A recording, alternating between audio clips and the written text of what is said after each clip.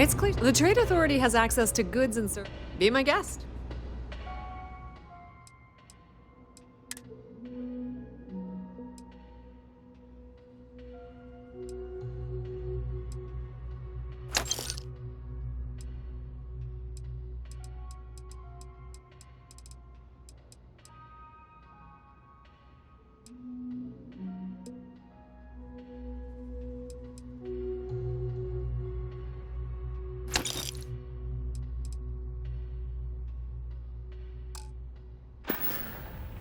The Trade Authority appreciates your visit. Ever wonder how the Crimson Fleet seems to be everywhere?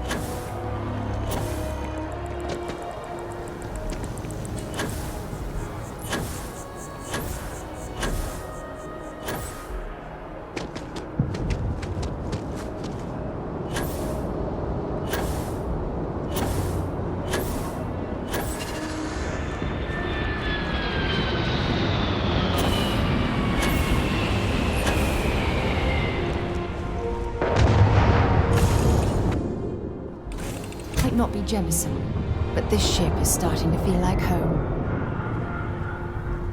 All systems looking good, boss. Is something amiss?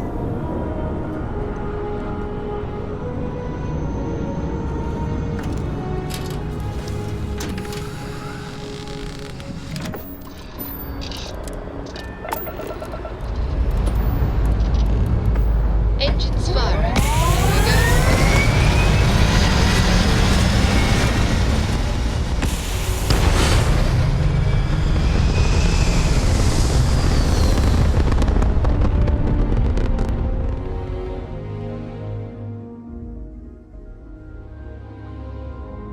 Orbital pattern locked in.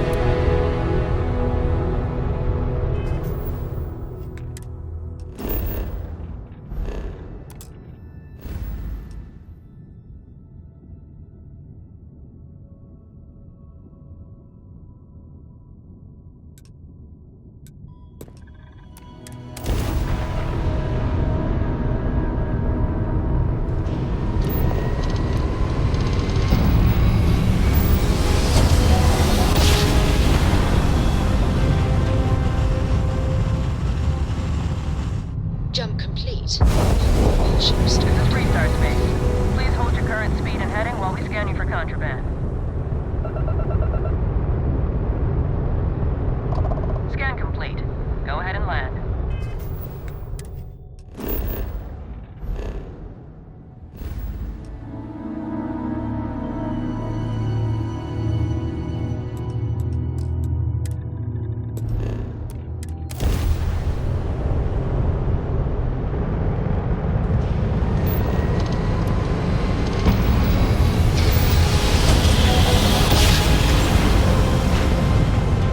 Grav jump complete.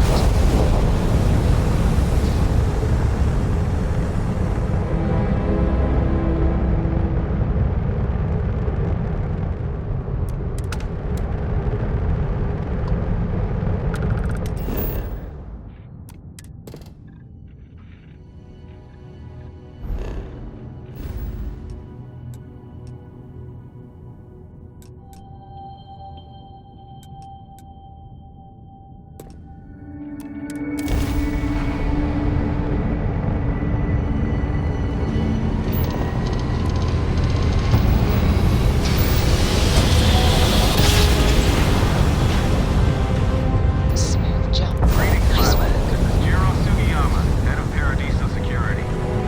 I apologize for coming over this emergency channel, but we are in need of assistance concerning the large ship in orbit, and we value discretion in this matter. If you are willing and able, please see me as soon as possible at the main security office in Paradiso. Over and out.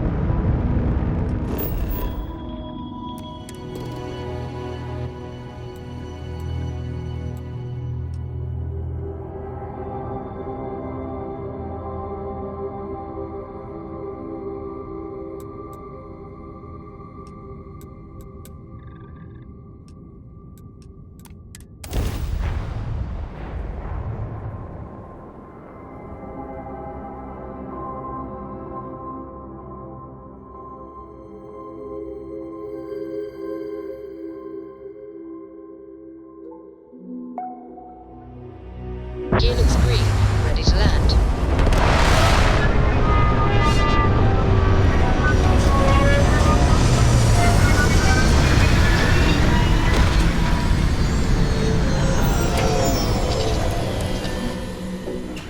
Oxygen, nitrogen, hydrogen. It's all here.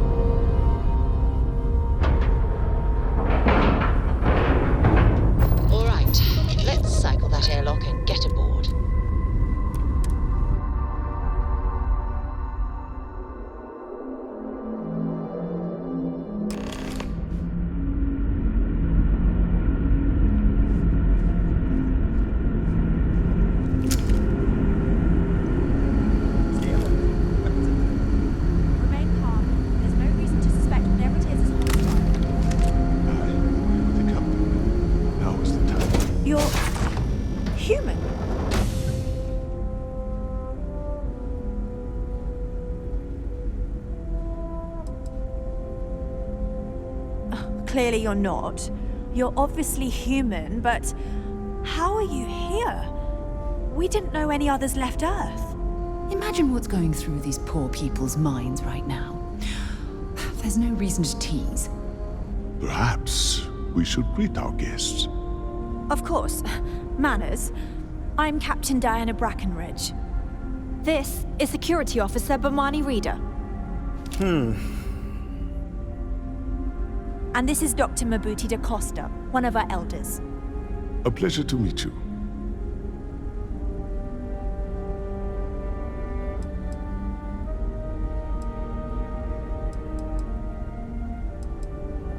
I don't know all the particulars, but I'll try to answer as best I can. It's a colony ship.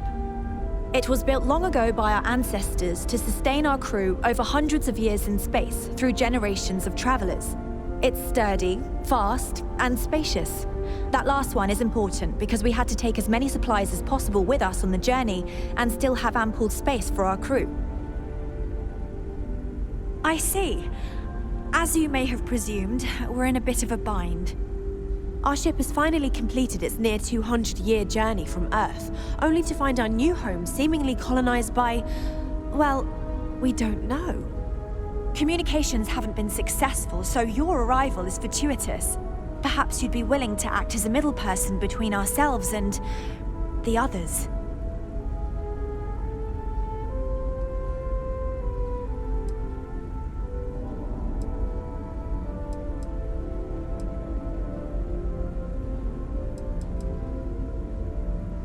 We're not entirely sure. Our engineers believe it's possible that our technology just isn't compatible with theirs. All we hear when using them to communicate with anyone is a bunch of disturbing noise. It gave me the heebie-jeebies at first. Well, the short answer is, we didn't. It's a generation ship, which is to say that most of us lived long, happy lives on board and passed our mission down to our children. It was never intended that the original crew would make it to our destination. The goal was always the preservation of the human race above all else. Though, it would seem that was perhaps a bit presumptuous.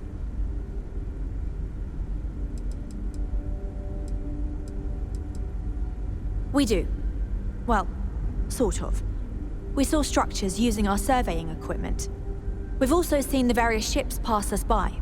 Some even seemed to want to communicate, but couldn't. Of course, we had no idea that they were being piloted by other humans. Ah, your question confirms one of our recent theories. It would seem that some form of faster-than-light travel or space-bending technology was invented during our long journey. That would explain why we would find people this far out into space. I guess technology leapfrogged us at some point. Interesting. I can only imagine that our predecessors didn't believe the technology would ever work, and so they made the decision to leave when they did.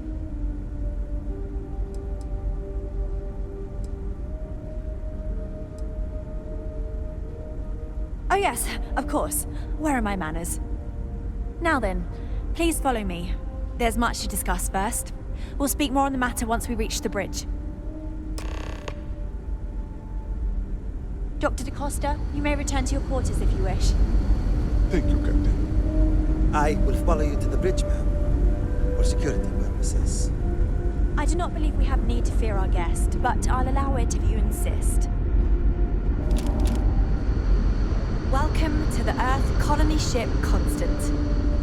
In the early 2100s, my ancestor, Rupert Brackenridge, researched a number of scientific scenarios: climate change, asteroid impact, nuclear war, global pandemic, and more.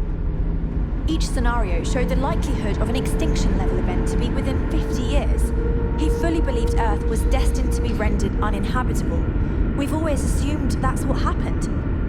We've got strict rules. He gathered the best and brightest he could find, built the Constant, and set a course for this planet here. We were told that it was the largest, most advanced ship ever constructed on Earth at the time. If you can believe, entire generations have been born, lived, and died on this ship. It really goes to show that there are no limits to human ingenuity and perseverance. Now that we know what's out there, things are going to be more interesting from here on out. Just because our equipment's old doesn't mean it won't work to So, take down here we are. troublemakers. Let's talk. Now that you're here, I can finally give my crew a chance at a new life. I think I'm coming up on 6 years now. I was only a teenager when my father died, passing command of the ship to me, as is tradition. Because of that, I've had to sort of learn as I go along, instead of taking years of study and apprenticeship under the prior captain. I think some people on the ship resent me for not having the level of experience as my predecessors. But at the same time, without my command, we likely wouldn't have made it here so quickly.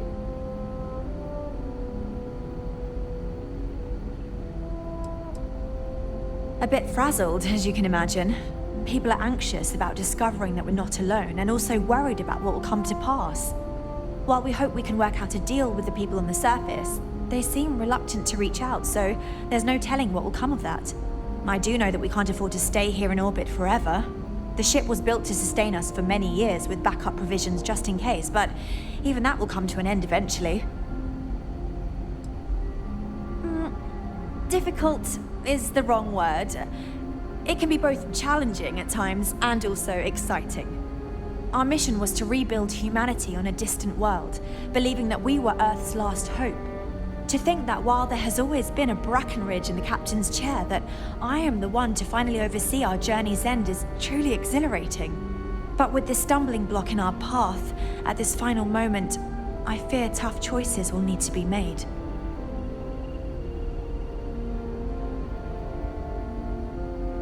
Well, as I mentioned, we've been unsuccessful in communications with anyone up until you arrived, though not for lack of trying. But since you're asking, maybe you'd be willing to be a sort of diplomat between us and them as we attempt to resolve our situation.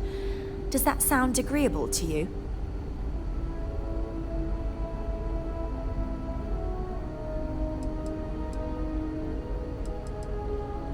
We know there's a settlement on the planet below, meaning people were here before us. You see, we intended to settle here, but we assumed that they intend to defend their claim given their presence here. We'd like you to go speak to them on our behalf and help us negotiate a solution, preferably one that favors us.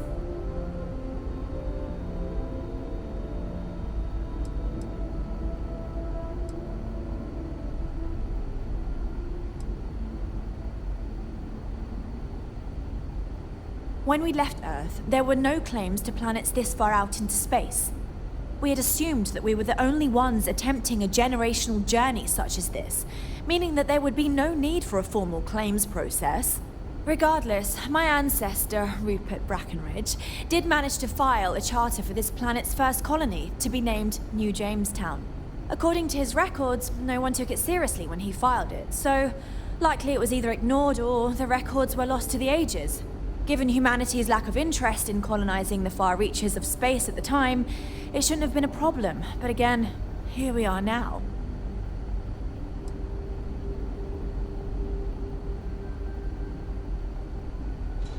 Yes, of course. But we need to start from a firm position and state our goal. If need be, we can compromise, work out a mutually beneficial deal or some such. But initially, I'd like you to be firm with them and convince them to leave the planet to us. Let me know how they respond, and we'll go from there.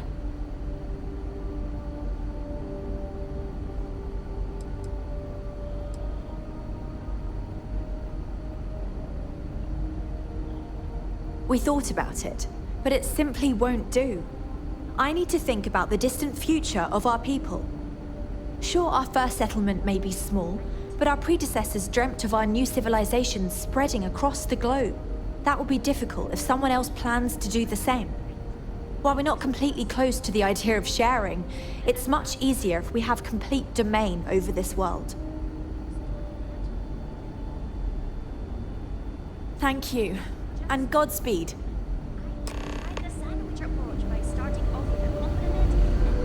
I have to say, with technology this outdated, I'm amazed this vessel is able to navigate at all. It's almost like walking through a museum.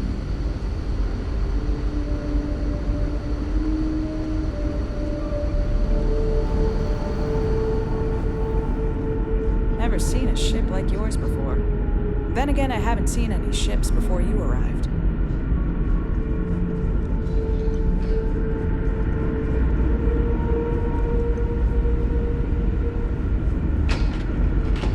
We were never trained to address threats coming from outside our ship.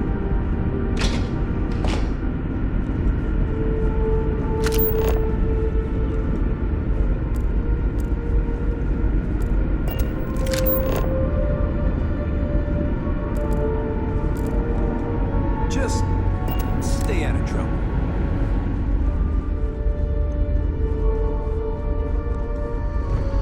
The Constant is a peaceful ship. Don't change that. Just stay out of trouble.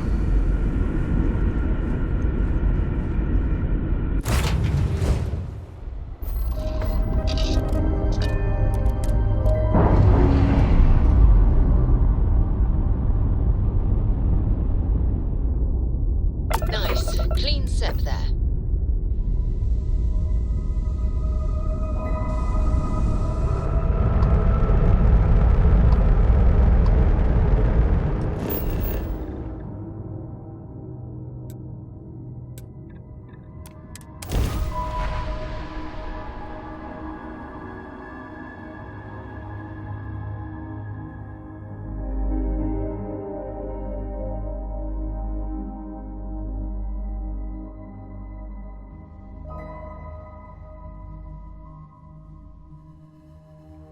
Hello, and welcome back.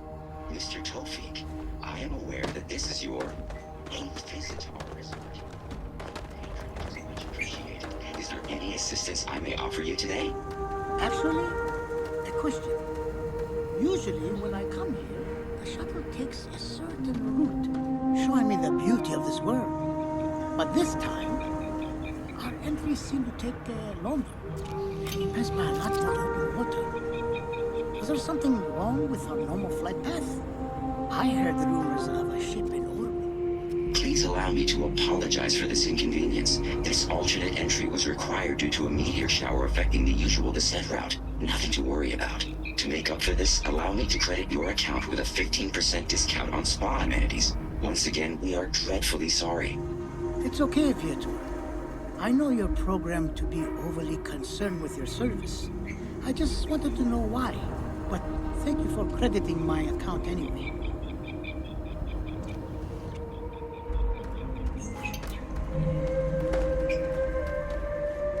Hey, I noticed you arriving at port shortly after I did. Something's been bothering me, and I've been dying to ask another guest. They told us there was a very active meteor shower, which is why we had to divert our flight path coming in for our landing. But I haven't seen a single shooting star since I've been here. That's weird, right?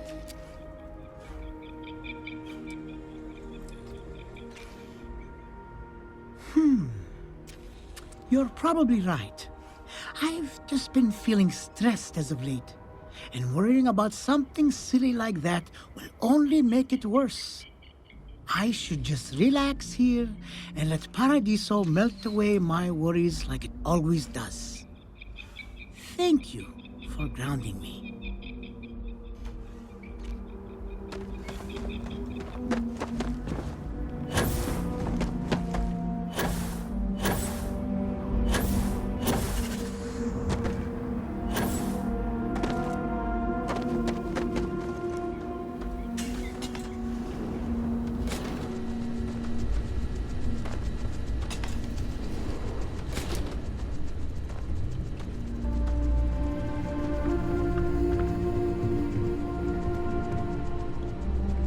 Welcome to Paradiso. Jiro Sukiyama at your service. Do you have a security concern, or is there something else I can help you with?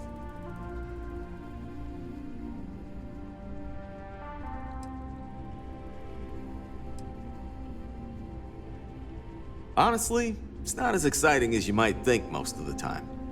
More often than not, we're just handling drunk and disorderly conduct. Heck, even pirates leave us alone for the most part. I think it's because some of them actually vacation here. As long as they're not bothering anyone, we've been told not to worry about them.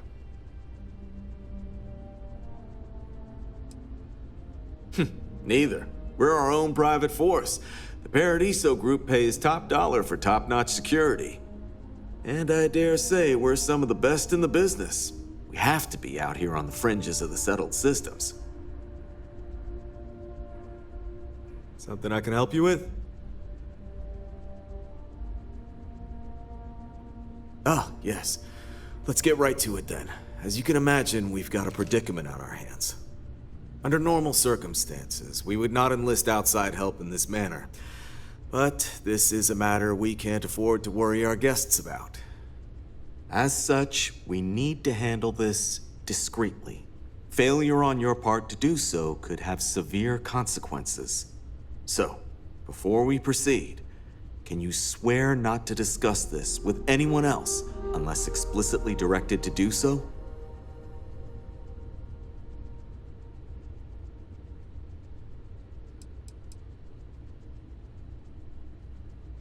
You're right. We're not. Which means we're not bound by anyone's laws but our own. In other words, it's our system and our rules. Neither the UC nor the Freestar Collective will help you if you get into trouble here.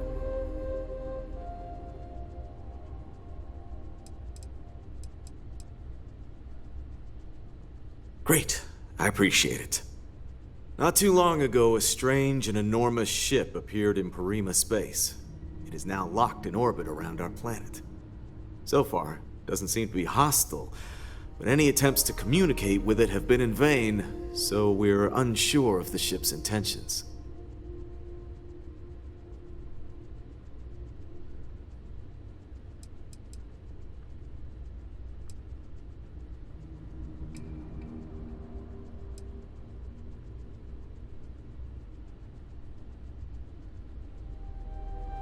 I see. Well, if you're speaking on their behalf, I'll refer you right along to the chairman of the Paradiso Group's board, Oliver Campbell. All formal decisions will go through him, not me. I'll let him know you're on your way.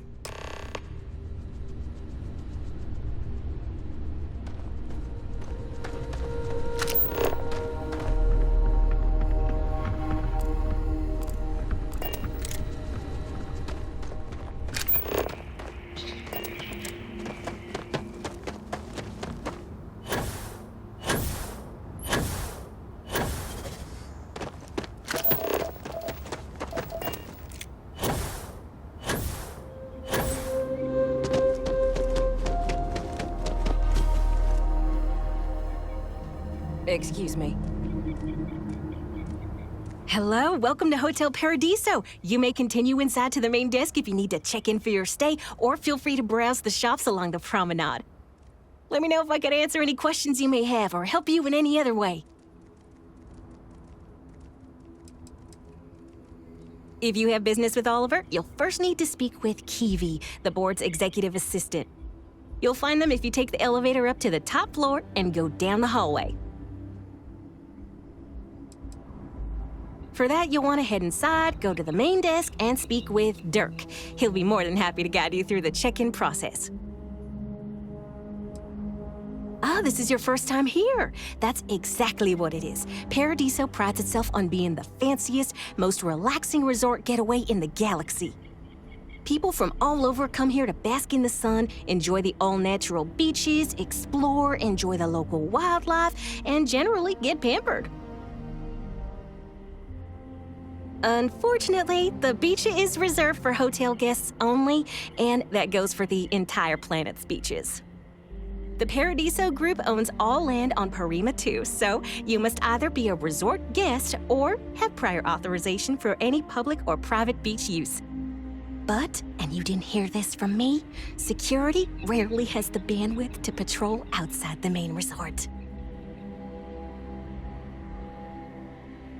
Enjoy your stay at Paradiso.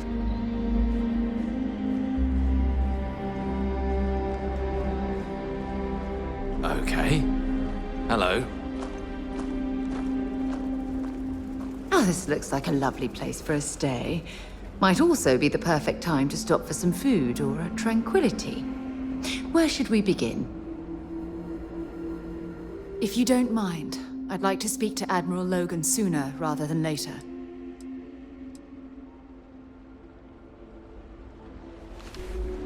Paradiso security is only here for your safety. Pretend we're not even here.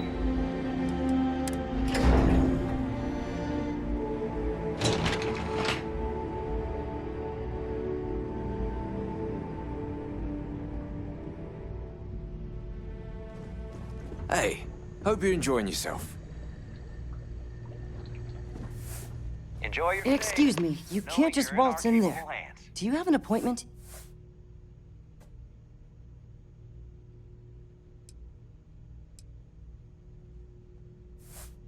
Oh, you're the one they're waiting for then. Do you need anything else from me before you meet with the board?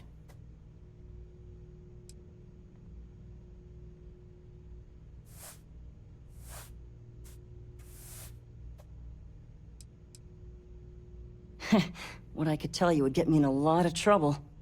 Most of them are typical C-level execs. I doubt you even need to use your imagination for that. The ones that show up to work day to day, at least. I swear, I've never even met some of them, because they chill at their own private, secluded beach homes all the time. Anyway, be smart around Oliver. He's got a way of getting what he wants without you realizing it. And that's all I'll say.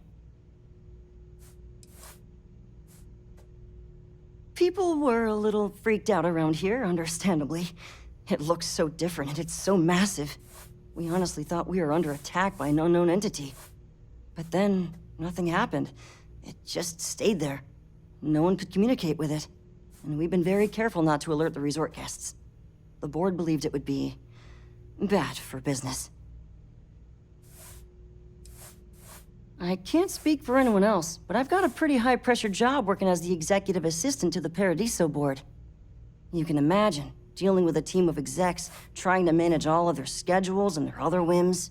But it pays well, and they give me a nice executive suite at the hotel to live in. So, it's not all bad. Free access to all the resort's amenities after work helps too.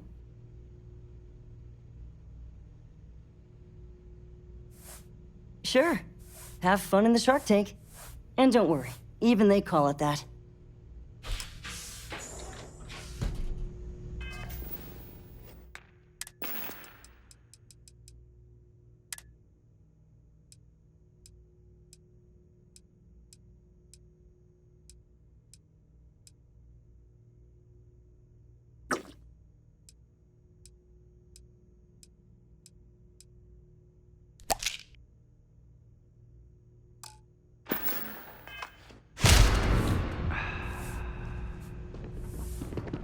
I just feel that we should be focusing on the natural beauty of this planet, not our amenities.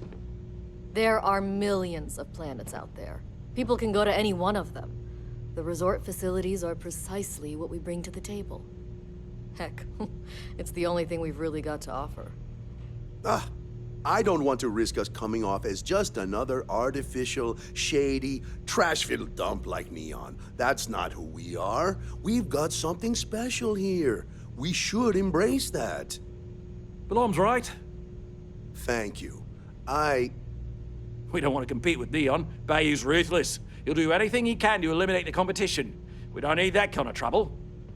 That being said, I think there's a middle ground.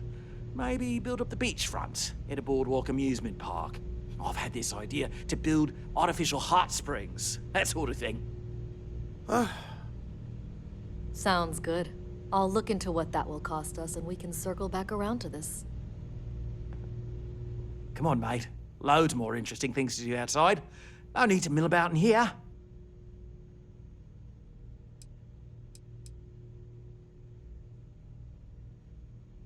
Not quite. We just don't answer to the Freestar Collective or the United Colonies.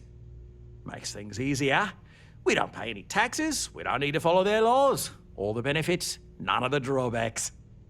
And no one minds because half the politicians and other big shots love vacationing here. Works for everyone. We, the Paradiso Group, bought the rights to this planet years ago with the intent of turning it into the biggest and best resort in the universe. To that end, I'd say we've succeeded. As such, no other leisure enterprises may operate on the planet without renting land from us. But as you can see, none can afford such a deal. No, of course not. There's several more. We're just the ones who show up day to day. The others spend their time lazing on the beach or gallivanting off-world. Doesn't bother me, though. Less cooks in the kitchen means I get to make all the big decisions around here. Seems to be working out for us just fine. I am. And you must be the diplomat Giro told me about. Welcome, welcome. Normally I'd offer you an all-inclusive stay at our resort before we spoke. But given the circumstances, I'm going to cut to the chase. We've got our friends, the aliens, up there causing all sorts of problems for our resort. You like that? The marketing team came up with it. The thought is, if we can't get rid of them, it might actually attract more tourism. Come see the aliens!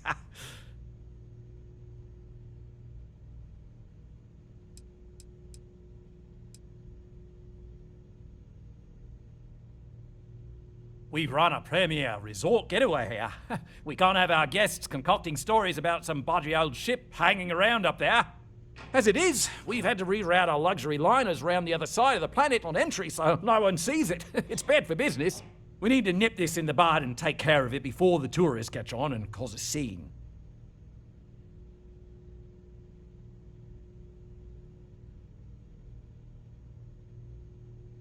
Ah, we're being direct then. Good on you. So, what do you know about this dodgy ship I'm hearing all about?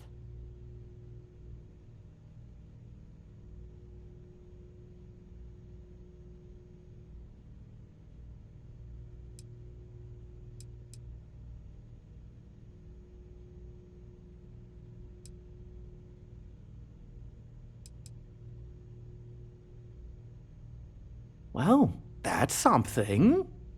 Shame we can't just tell them kindly to bugger off. Something tells me that's not going to work. Now, tell me, what are we going to do about it?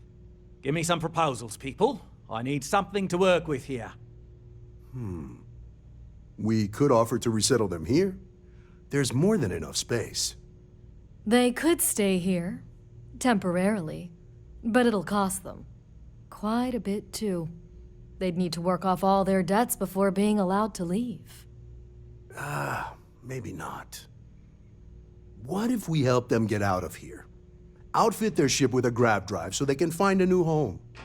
We could even lend our engineers to help and give their captain an updated star map. What do you think? Sounds costly.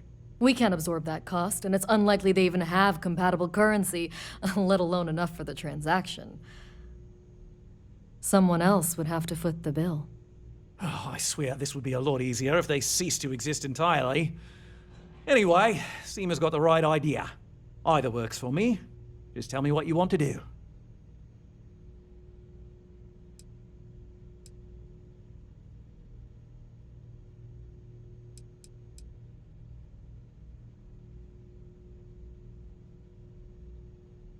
We own this planet, they don't. Here at Paradiso, we don't like leaving things to chance. Who knows what these people will do with their land? Imagine the landscaping disasters they might come up with, and how that might mar the satellite imagery of the planet in our brochures. No, much better to assimilate them into our culture if they come here to live, rather than leave it to chance.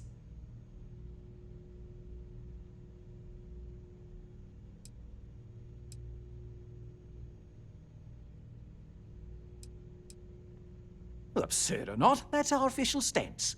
I make the decisions that are best for our entire group. You don't.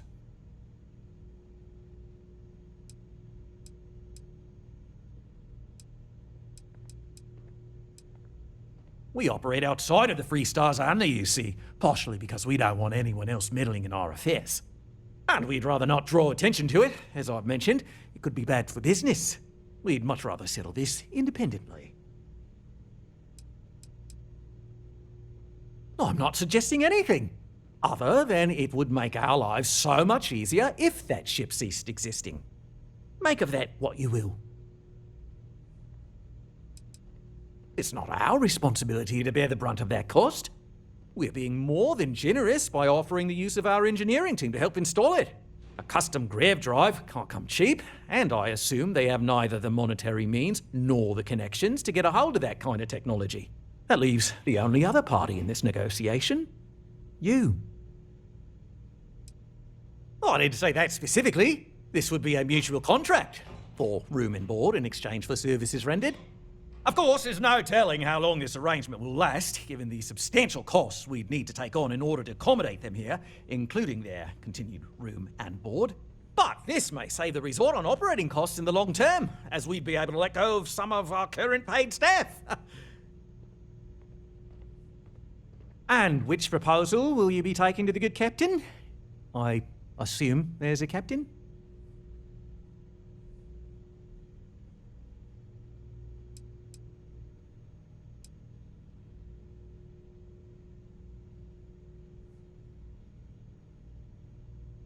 They'd be hard-pressed to defend their claim in any courts. Our charter goes back years. It was registered with both the UC and Free Star Collective, per the Centaurus Proclamation. We may be outside the settled systems, but that charter's official as can be.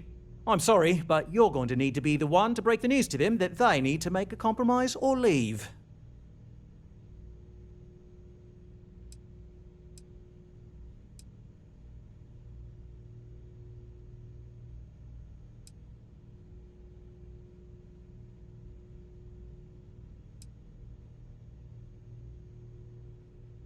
Ah, good on you. You want to see a man named Benny St. James over at Hope Tech. He's the best in the business. If anyone can retrofit a 200-year-old ship with a modern grav drive, it'd be him. We'll coordinate our engineering team with his when you return, though you may have to help the Constance engineers prepare for it on their end. Good luck. I know this was a difficult decision, but if it's any consolation, I think you've made the right choice. Compared to the destruction of their vessel and relegating them to a life of servitude, I'd say this is the best chance they've got. Right. On behalf of the Paradiso Group, we appreciate your help. I've been working on a new marketing slogan. Don't just imagine paradise. Live it in Paradiso.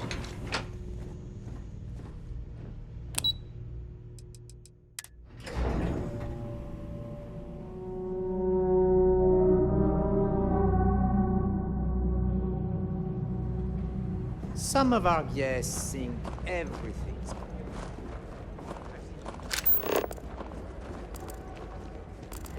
Hello.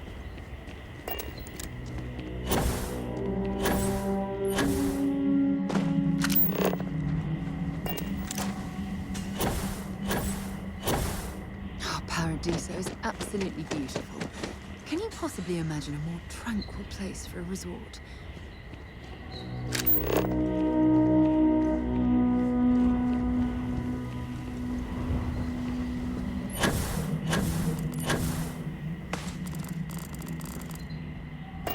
Your safety is our #1 priority.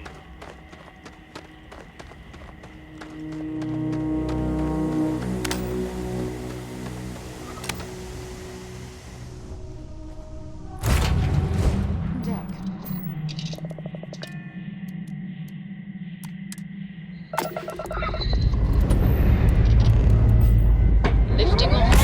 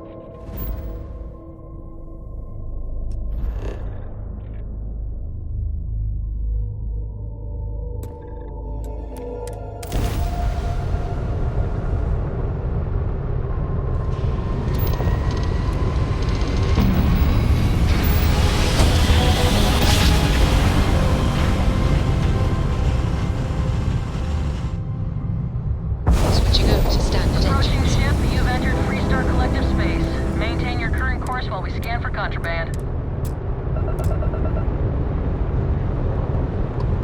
You're good to go. All clear to land at Hopetown.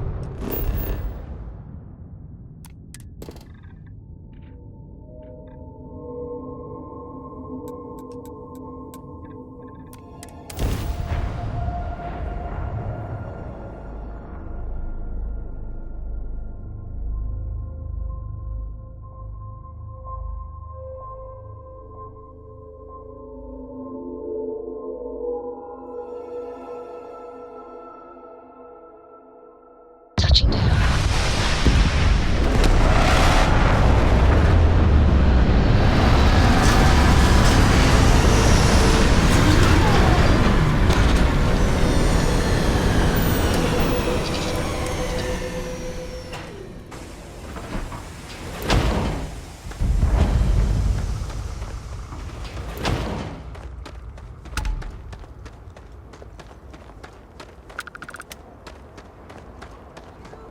I don't want to hear any complaints. Hardly believe it. It's great to see you. How is Ma? Oh, same as usual. Except now all she does is goes on and on about how her youngest has made it. Tells everyone you met the Ron Hope. I mean, Ron Hope's, well, friendly. And incredible. But everyone on the factory floor bumps into him on occasion. It's not that big of a deal. My brother, the big shot at Hope Tech. Let's get you settled in.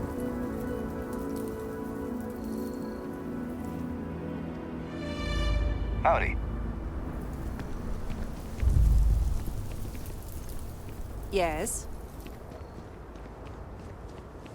Excuse me, A little desperate here. this is such a long shot. I remember meeting Ron Hope once. Idealistic and perhaps a bit of a dreamer. But you have to admire what he's accomplished. All right, Adela. Deep breath. Oh, God.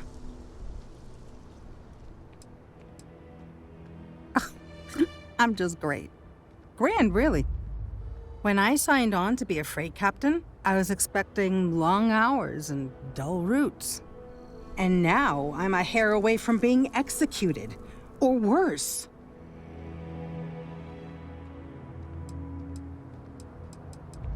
Where to start? So, I fly a rust bucket called the Markab for a small shipping line. It just started, really. We do bulk shipping, boring stuff like actuators and seed stock and minerals. Have you ever had a standard, boring job just blow up in your face?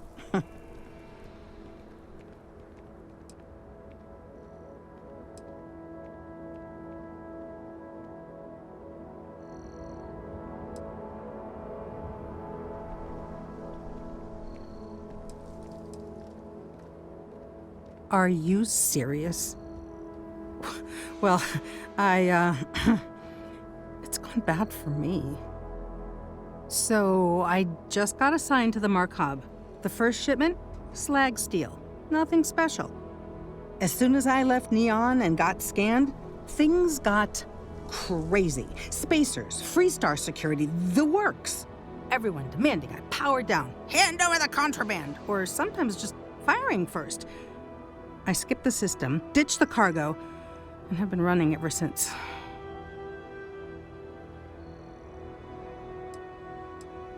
I don't know. I was just flying for my life. But some bad people want it. It gets even worse. A tracker just landed, and I just know he's hunting a bounty. Me. But the trick is, everyone knows the ship. But my info isn't in the database yet. All they got is my last name, Fahim. So if you go into the pit stop and claim you're Captain Fahim of the Markab, maybe you can deal with the tracker?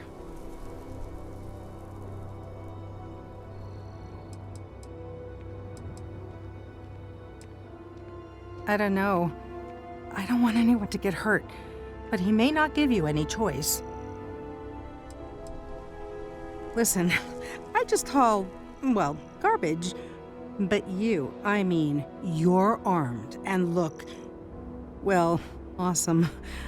I figure you could do a solid for the little guy, girl. Plus credits.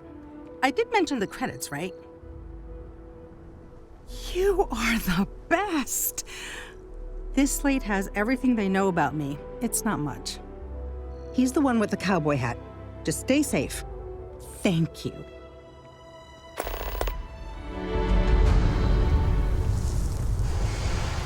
Ron Hope's the best thing that's happened to us.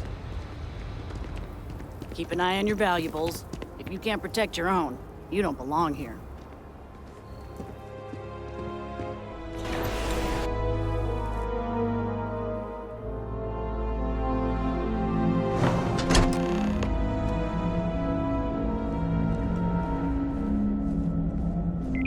But we'd be dust, except for the factory. Ron Hope certainly embodies the saying, spared no expense.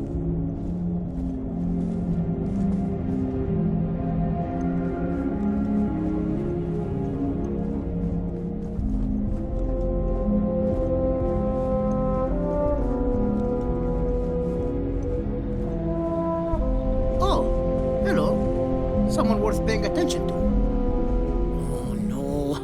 That wouldn't work. The O2 needs enough capacity for the whole ship.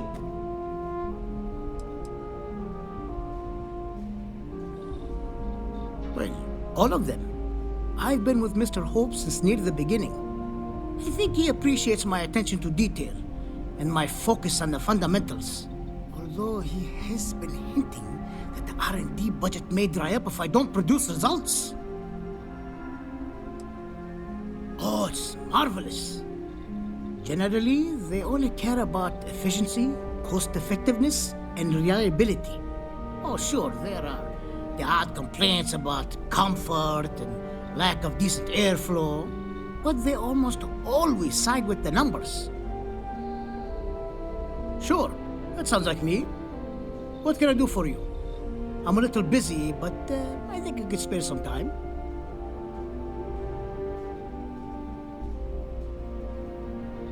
Oh, you should have just said that.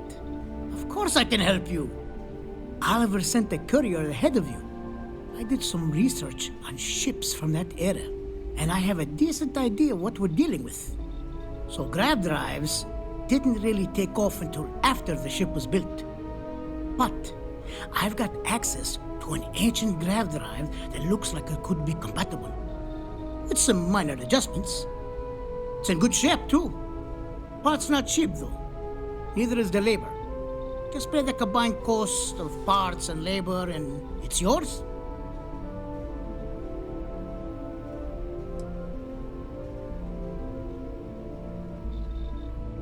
It's a pretty big ask, given how rare these old grav drives are.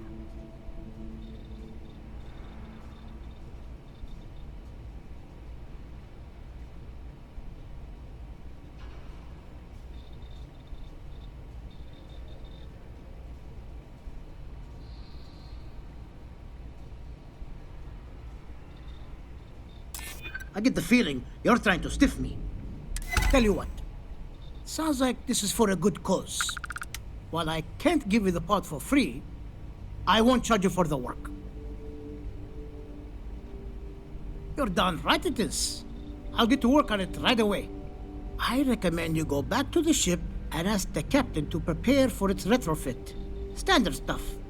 I'm sure they have an engineer on board to help.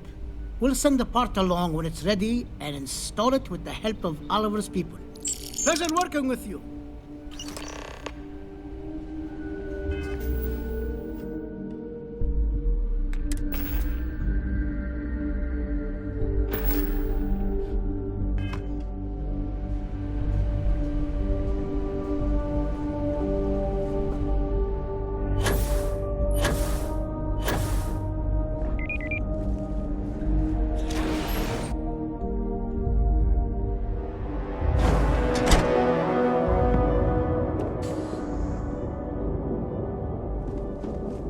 Off-worlders. Nothing ever good comes from them.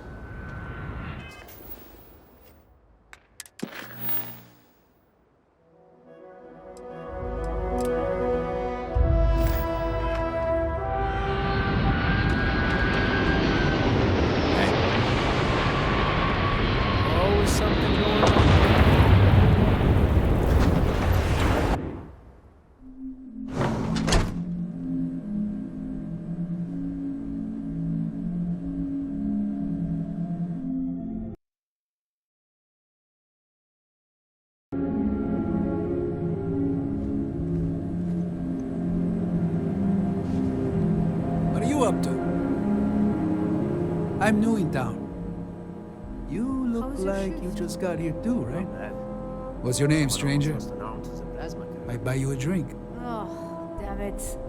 The cutter really needs better safety regs. You just know they ain't going to do anything until it's too late.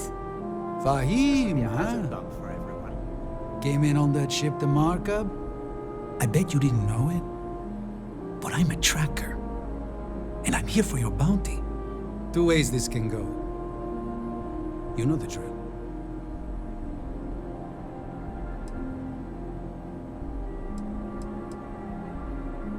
Bounty says you made off with a haul of medical supplies, meant for orphans, or something. I get a bonus if I turn the shipment in sight unseen. I figure they're in the markup.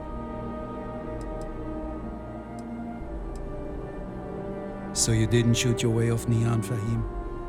The bounty is pretty damn clear. But something don't sit right with me. Not sure what.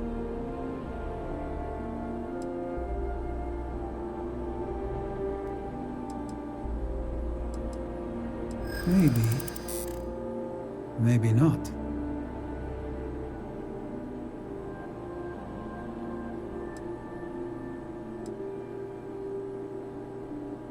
The bounty is awfully large for what they're saying. All right, I'm not taking you in. But that just means somebody else will. Whatever you were shipping, you got to return it. The next tracker probably won't be as upstanding as I am.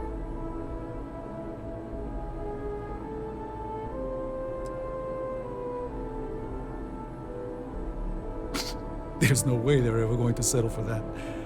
Ah, sucks to be you. One more drink and it's liftoff.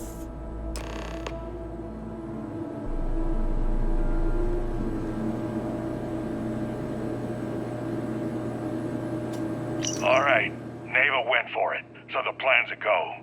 The Crimson Fleet is gonna do a quick smash and grab on Hopetown. To get started, I need a layout of the settlement. Don't leave anything out. I want every guard patrol, junction box, mark down everything. When it's go time, I'm gonna need some kind of distraction. Maybe set off a mining charge or something. You know, keep security busy. You'll have at least a week's notice before we send in our ships, so that should give you plenty of time to get ready. All right, you wanted to be part of the fleet. This could be your ticket. Just don't screw it all up.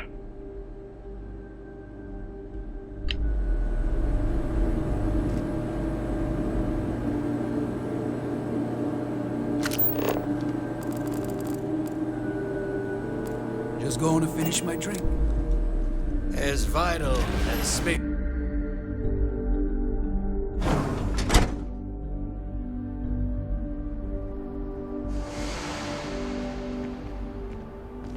You work hard. You can make a good living here. I feel sick. Why did I ever take this job? Why? I mean, maybe. At my 6th birthday, the theme was unicorns. Sorry, bad joke. I feel like I can finally breathe again. Thank you.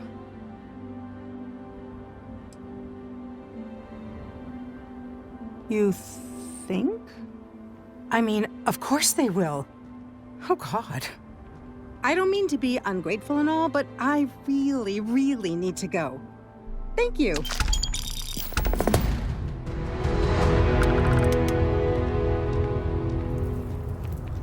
Just keep it holstered. We'll get along fine.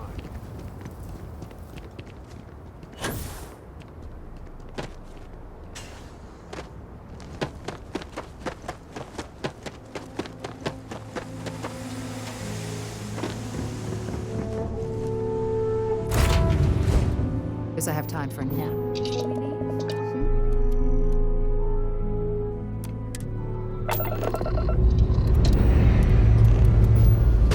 Thrusters firing.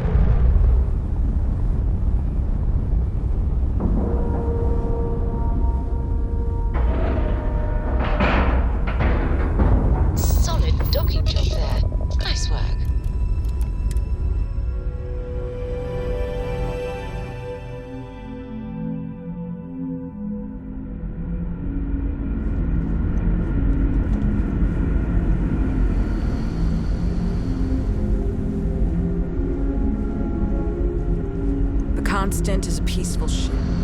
Don't change.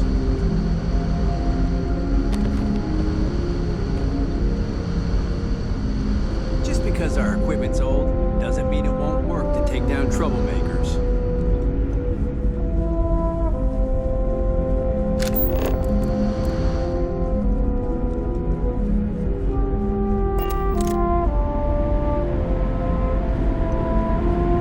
Now that we know what's out there, things are going to be more interesting.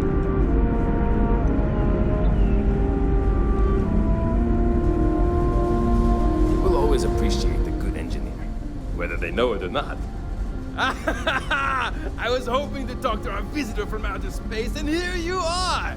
Welcome, welcome! I have a million burning questions, but I won't overwhelm you. There will be plenty of time for that later. Please, indulge me just a couple. How did you do it? Did humanity finally discover faster than light travel and eclipse our poor old ship?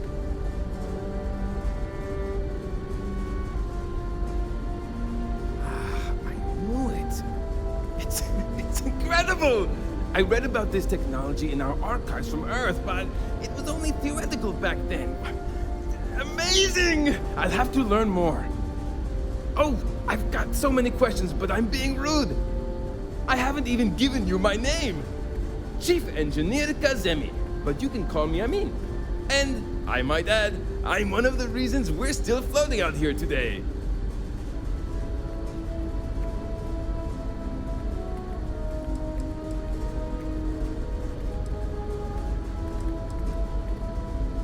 Yes, of course. Anything for my new friend.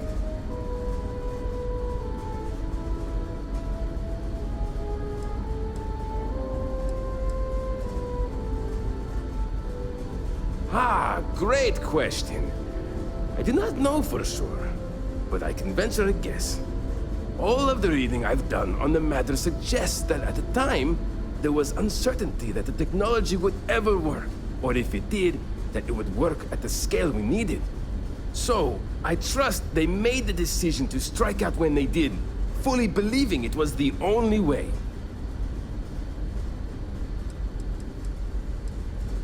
Some may say I'm a master of keeping things together with nothing but duct tape and bubblegum. Well, if we had any gum left. Pretty sure that ran out 100 years ago. When I'm not dealing with catastrophic engine failures, I manage the other engineers. We maintain all the machinery, computers, you name it. We keep the life support on, and the ship flying. Many years ago, when I was a junior engineer, the reactor's computer burned out. The computer that controls the reactor's various regulators. I'll spare you the details, but when that happens, the ship and everyone on it is in danger of turning into a mess of hot slag. I had to jury-rig parts from old media devices to prevent a meltdown. And that's how I became the boss around here.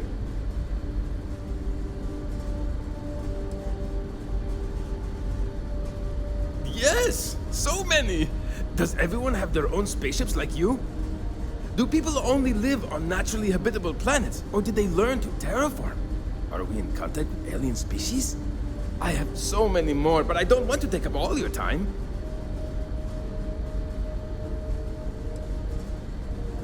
Haha! I knew it! Incredible! Amazing! Simply amazing! In our ancestors' time, only the very wealthy could afford to build ships. Even this ship was only possible by our families pulling together nearly all of their financial resources.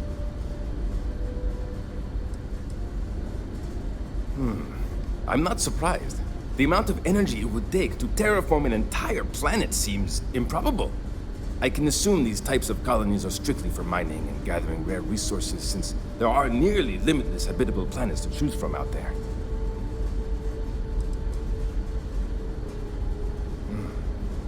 Disappointing, but not unexpected. When you showed up, I tried to tell the others about the Fermi paradox. I suggested that the most likely explanation for you was that humanity had developed faster, more advanced technology and had leapfrogged us. Seems I was right.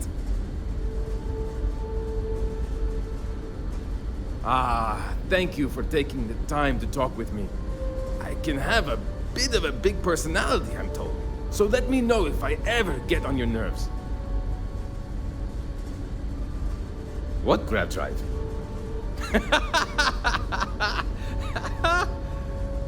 Just joking with you. The Paradiso engineers filled me in. Okay, let's see what we need to do. All right. This will be fun. And hopefully there will be no explosions in the process. I have just received word that the drive is here. Ready to get to work?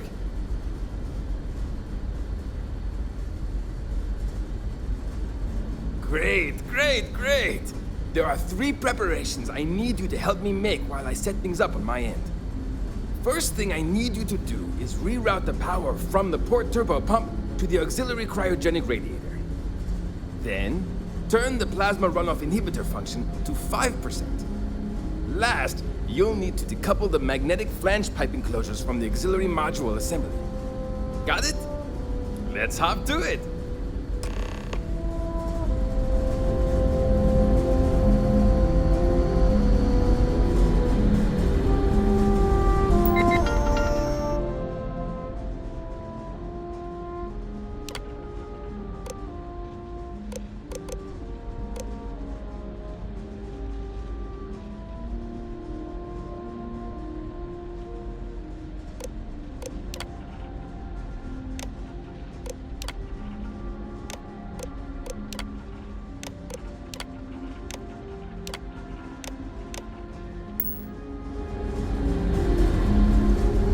Sure is nice to know.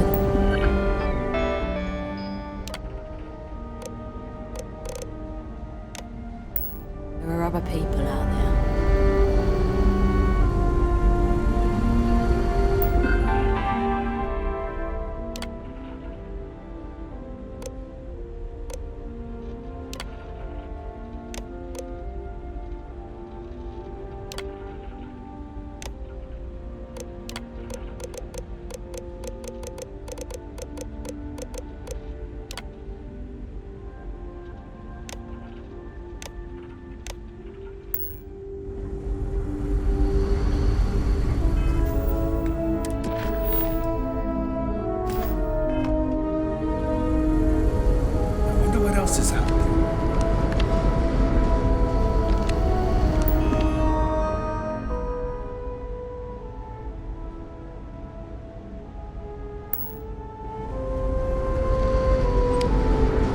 Keeping a 200-year-old ship running is no easy task. Something wrong? There's still something left to do. Reroute the power from the port turbo pump to the auxiliary cryogenic radiator. Decouple the magnetic flange pipe enclosures from the auxiliary module assembly. See you!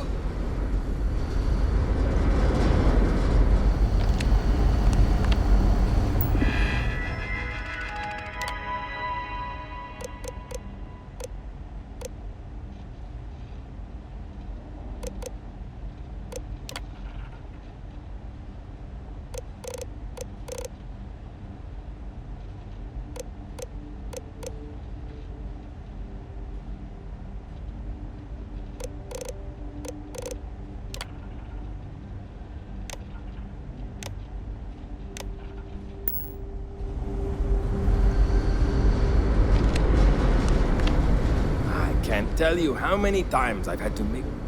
something wrong? There's still something left to do. Decouple the magnetic flange pipe enclosures from the auxiliary module assembly. Good luck out there!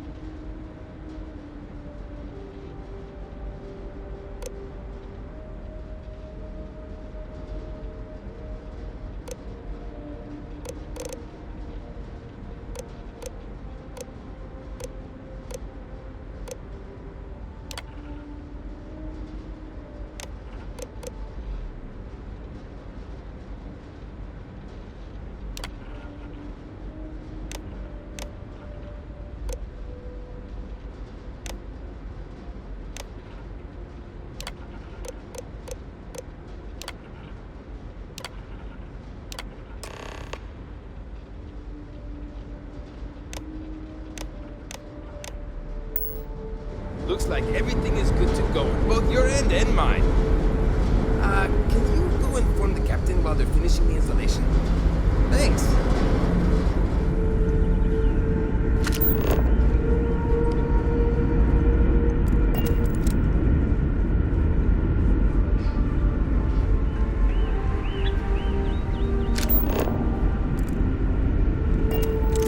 We've got strict rules around here. They're strict for a reason.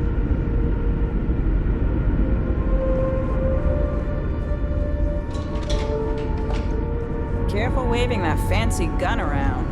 You don't need to see what it can do. We didn't believe anyone would be out here, but I'm glad for it. No matter the outcome, I won't let my crew down. Well, well, it would appear we have the means to go nearly anywhere now, thanks to you. The engineers even upgraded our communications equipment so we can speak with passing ships. Turns out it was a pretty easy fix. Thank you again for all you've done.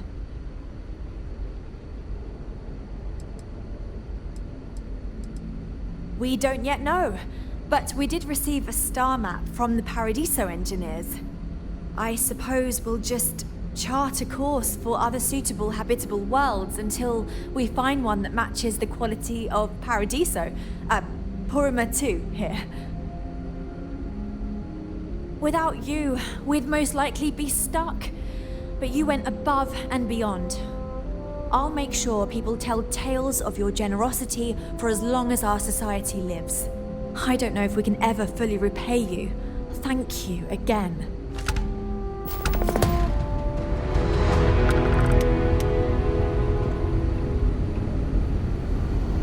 You're lucky we're under orders not to escort you right off this ship.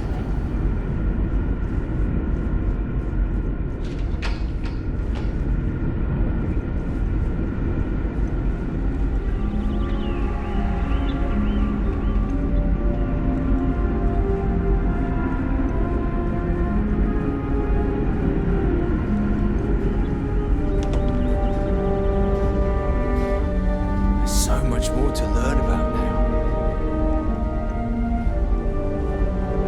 Boy, am I glad you weren't some sort of...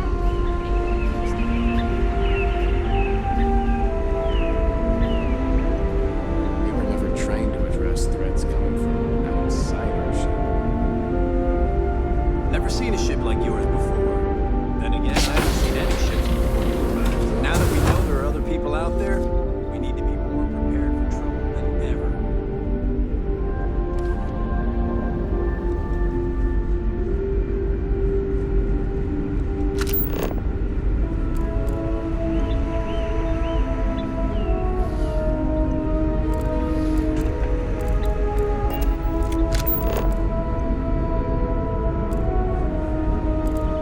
I wonder what it's like out there beyond our little community.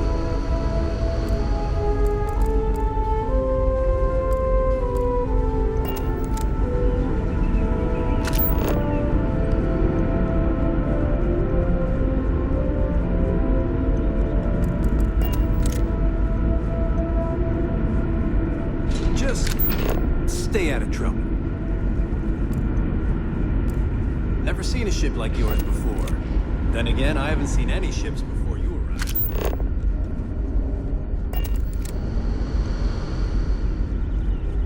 I still can't get over how we're not the only ones out here. Really? You're lucky we're under orders not to escort you right off that ship.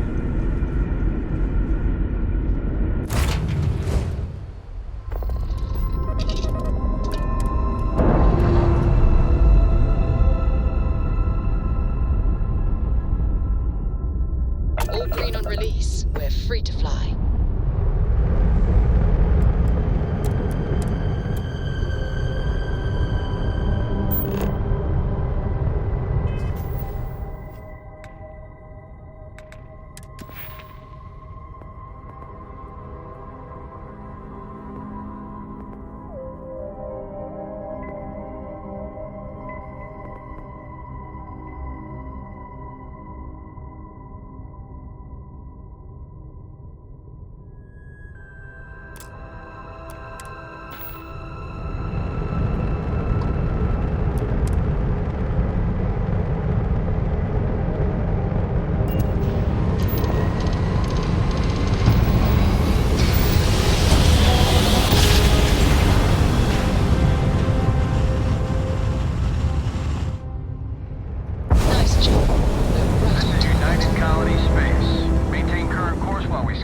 contraband.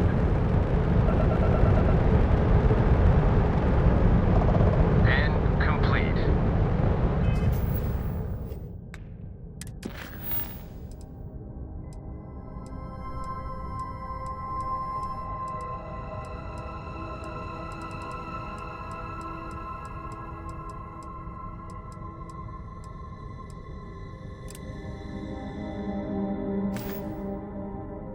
Enjoy your stay in New Atlantis.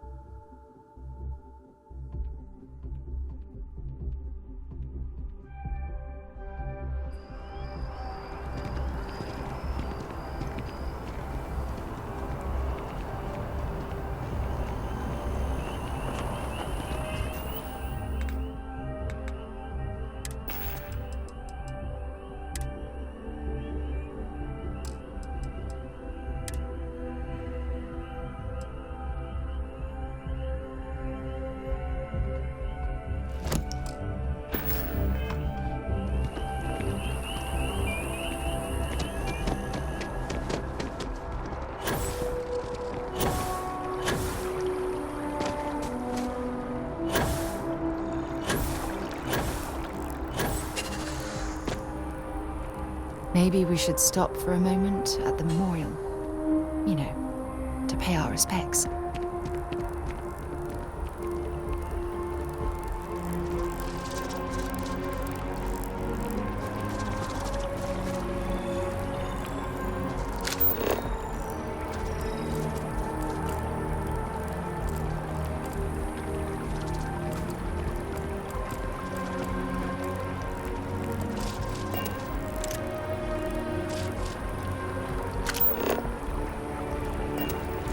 If you don't mind, I'd like to speak to Admiral Logan sooner rather than later. I don't mind at all. Go ahead. The escape shuttle had some supplies, but those ran out after about a month.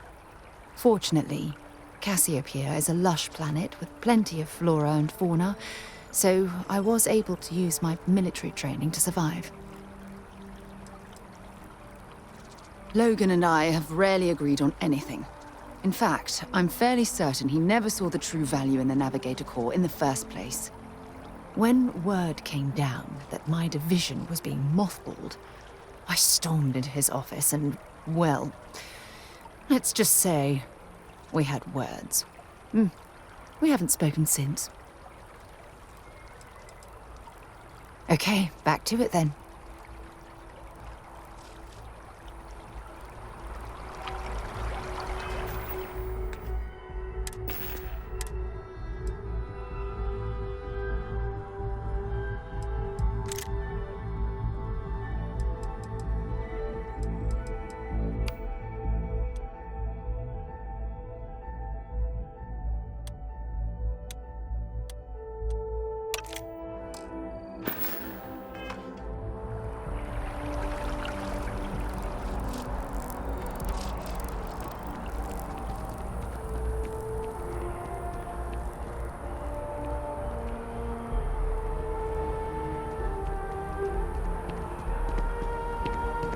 Keeper Aquilus, can we have a moment? Oh, Mateo. It's been too long. How are your parents? Your mother still struggling with that azalea garden? No, she figured that out a while ago. Had to adjust the pH levels in the soil. But, Keeper, I didn't come to catch up. Oh. Well, what's on both your minds?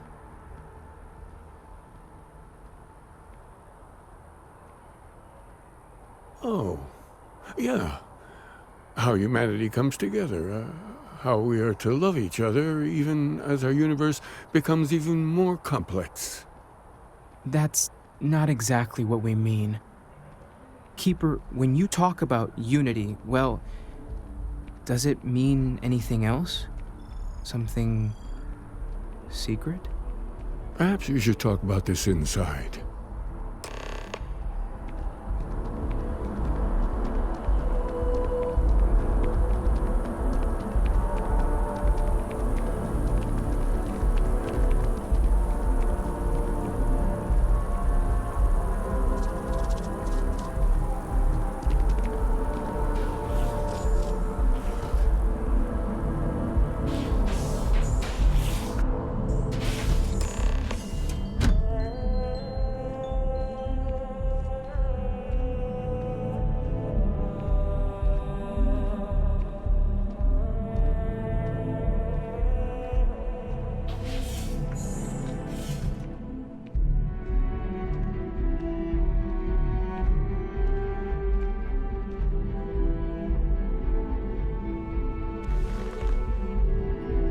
Now that we have a little privacy, why don't you tell me exactly what it is that brought you two here?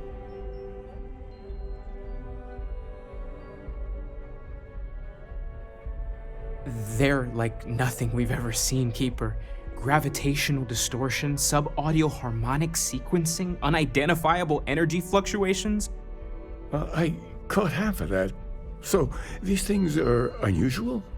Even in your experience? There have always been mysteries that seem to defy our understanding of the universe. Beyond rational thought, we enter life as an act of someone else's faith in us. There's no way of knowing who we will become, and yet the risk is made anyway. So you've pushed into the unknown, not knowing where it would take you. And it's brought you here.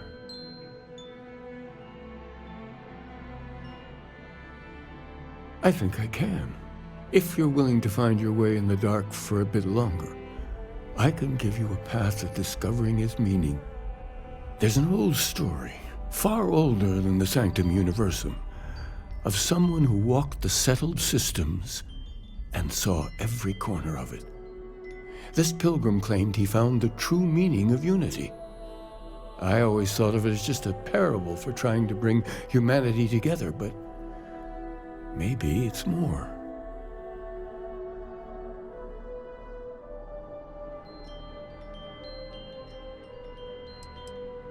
I'm not sure if he was, but if what you're looking for is connected, then anything might be possible.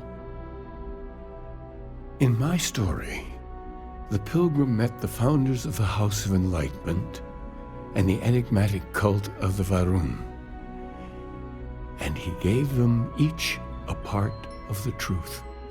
Then he goes to his final resting place to live out the rest of his days in contemplation of infinitum addendum, his addition or contribution to the infinite.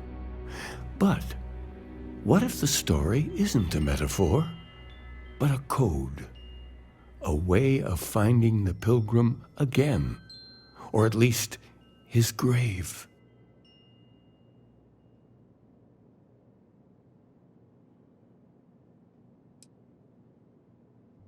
I agree. I think you need to talk to them about this unity pilgrim. And clearly, not just in a theological sense, as I have.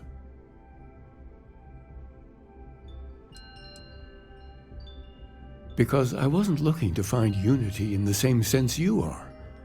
A fresh set of eyes might reveal the truth.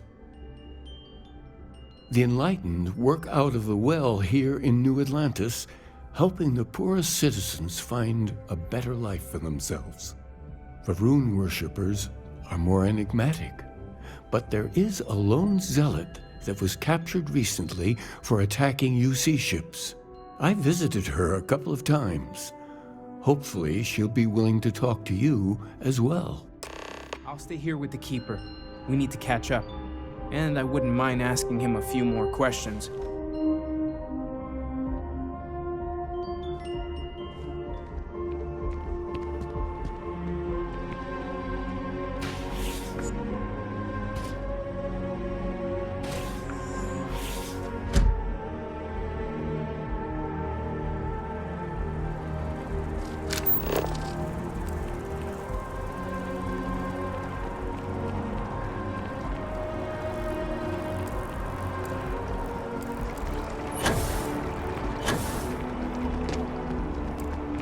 You have a nice day now.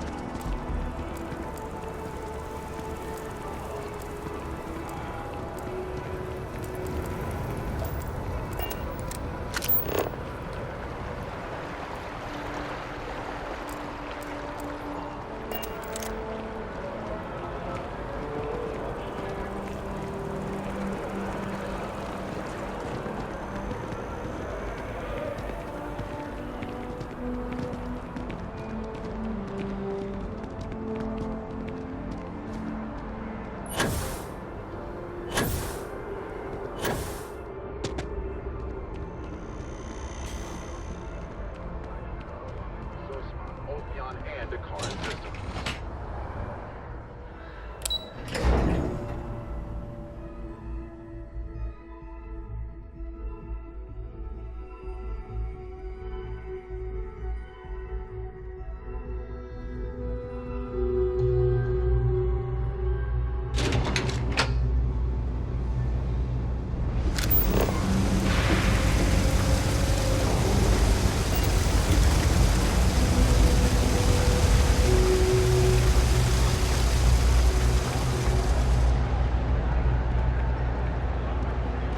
Been up there, huh? Space? Must be cool.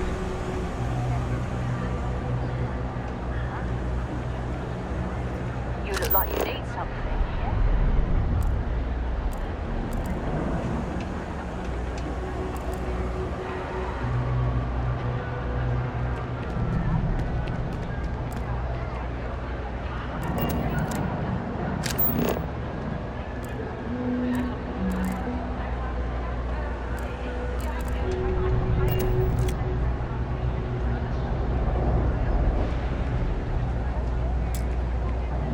If it's about the financial or food assistance programs, we are backlogged. Don't worry, we're doing everything we can. Oh, you're not? Sorry. Can I help you?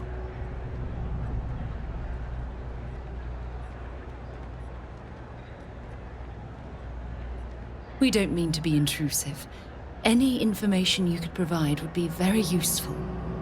Listen, I've talked about this with him a ton of times, and there's no record of a Unity pilgrim. But since you both insist, our early records are mostly administrative. Humanitarian projects, group counseling notes, charity expenditures. But there is a series of exchanges the founding members recorded in a lot of detail. It's the closest thing I have to what Aquilas is describing.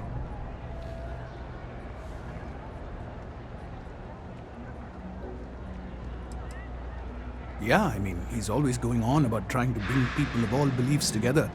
Really wants there to be some shared story or origin. Look, I like the Keeper, but belief is the problem, okay? We don't need a shared narrative or theology. We need to help each other in practical terms. A man walks into the first house of enlightenment. The founding members just call him the Drifter.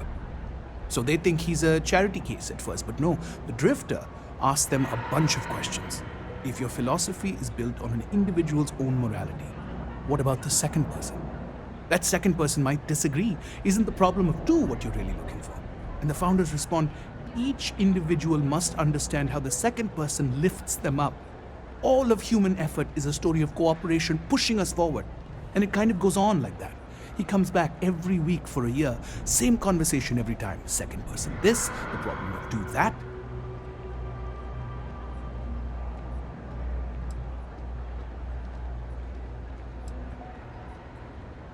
It's part of our core principles. There's no God pushing us to do good for some eternal reward. We have to help each other because we choose to. If no one takes responsibility for making the settled systems better, then we're just leaving it to the tyrants to bully the rest of us. Honestly, I think the founding members made it all up. There was a little more hesitation being openly atheist in the early days. I think they were experimenting with writing their own scripture. Fortunately, that got abandoned pretty quick. After the records of the Drifter end, you never see anything like it again.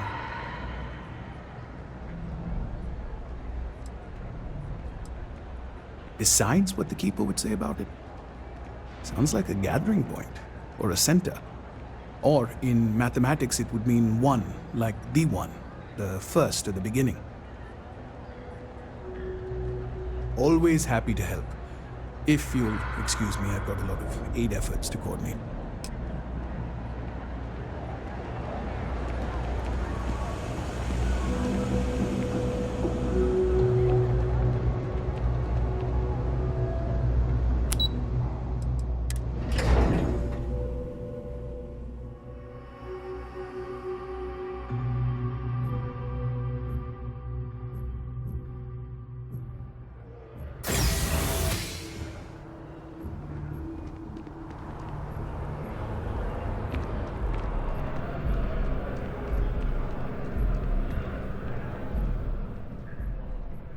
Oh, please, take a look.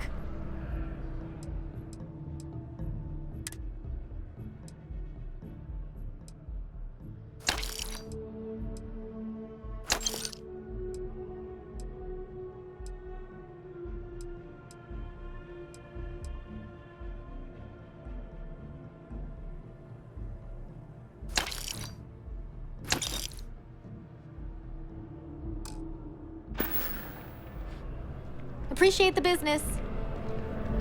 Hello there, dear friend.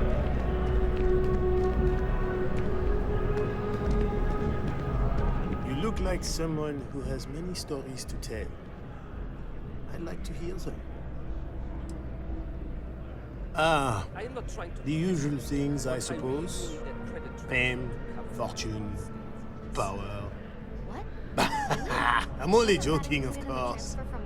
I've actually been fortunate to call New Atlantis home for many years. For a collector, like myself, I do believe there's no better place in all the settled systems. I've been charmed to make the acquaintance of many fellow old Earth enthusiasts here in New Atlantis. And that is why I continue to stay.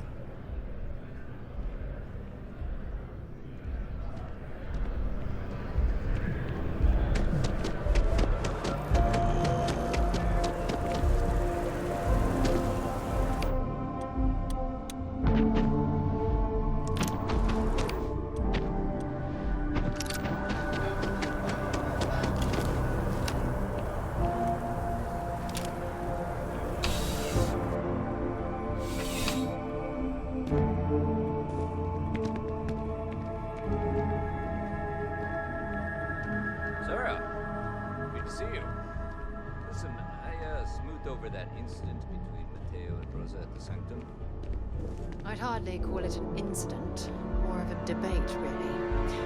But I appreciate it just the same. Not a problem. In the meantime, maybe you could tell him to take it down a notch. Can do. Thanks again, Sergeant. Well, hello. You hear about the job by any chance? The officer over there can help you with any bounty issues.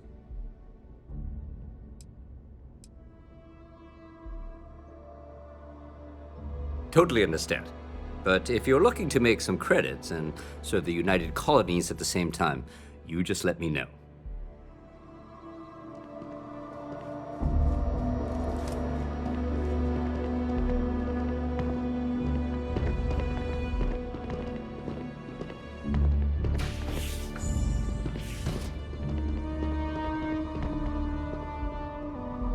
Nice suit.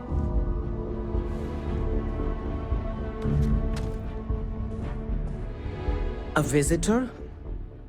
I have all the company I need.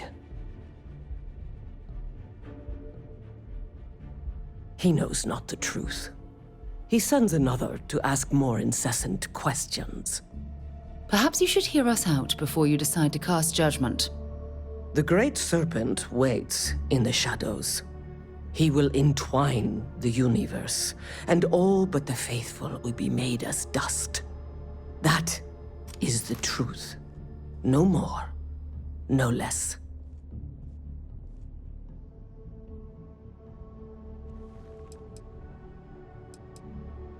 Anything you could tell us would be tremendously helpful. Yes, I have spoken to your keeper about this. I will tell you what I told him, and then you will leave me. Jinan Varun meets the unbeliever. He gives false prophecy to Jinan. But such is Jinan's conviction in the Great Serpent, he does not hesitate. He cuts the unbeliever down. But the unbeliever returns. Jinan realizes the Great Serpent is testing him, and he will not be found wanting. 4 times they fight. Over 120 rotations of the planet they are on. Remember these 4 battles, Jinan, the unbeliever says. Remember these 120 rotations. But Jinan knows this is blasphemy, and delivers the killing blow. That is all.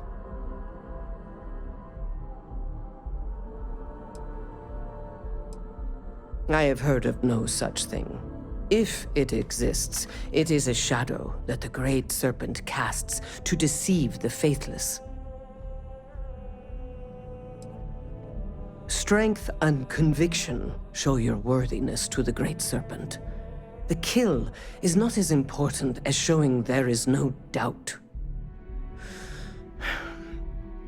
I grow tired of speaking. Leave me.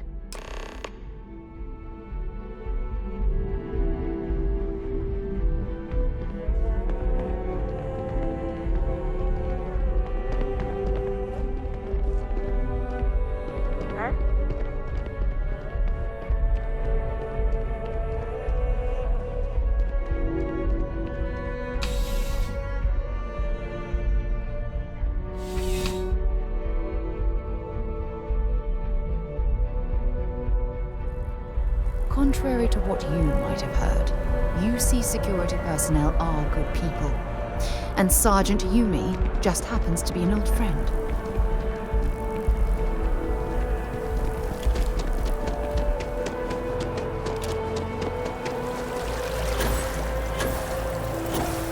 Oh, I always liked that statue. It's beautiful, isn't it? What the artist was trying to represent.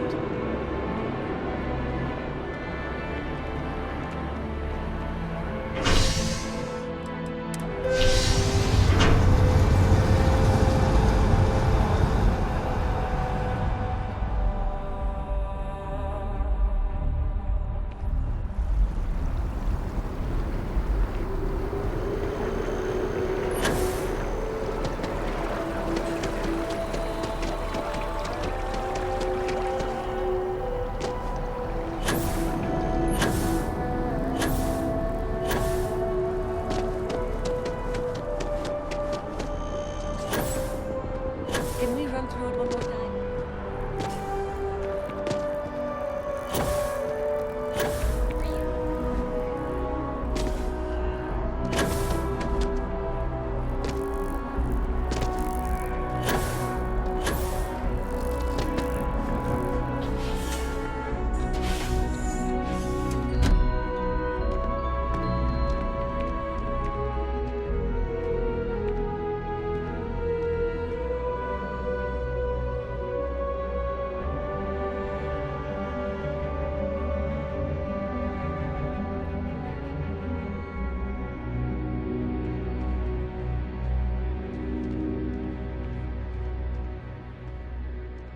Well, you're back. What did you learn? Was there something hidden in their stories, like we thought?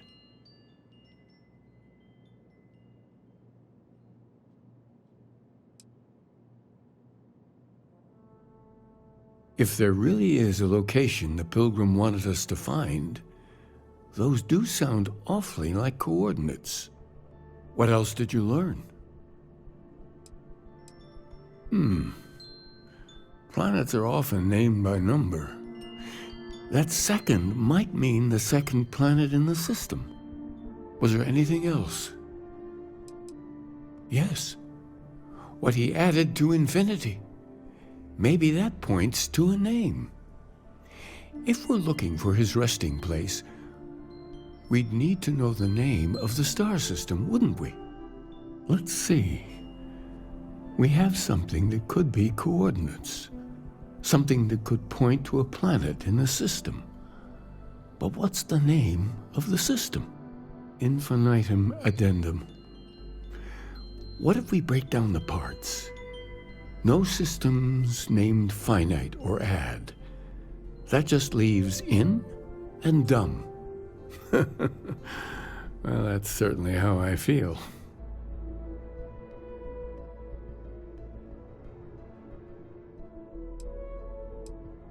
Yes, that's it.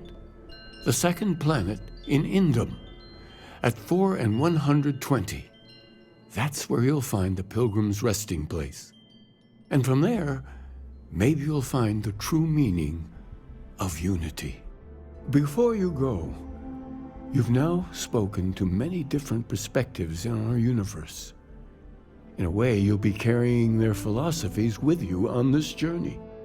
I know you're looking for a specific unity, but if you had to guess what it was, what interpretation would you give it?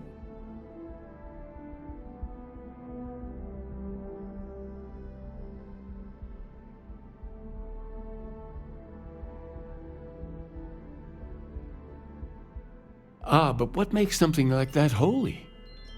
Gravity is also a force that brings things together. Should that be sanctified?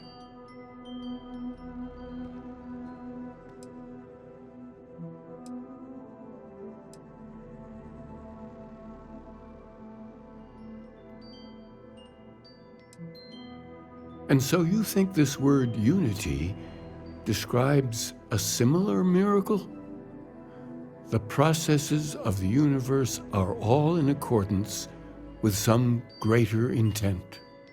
With all due respect, gravity is no miracle. There are solids I...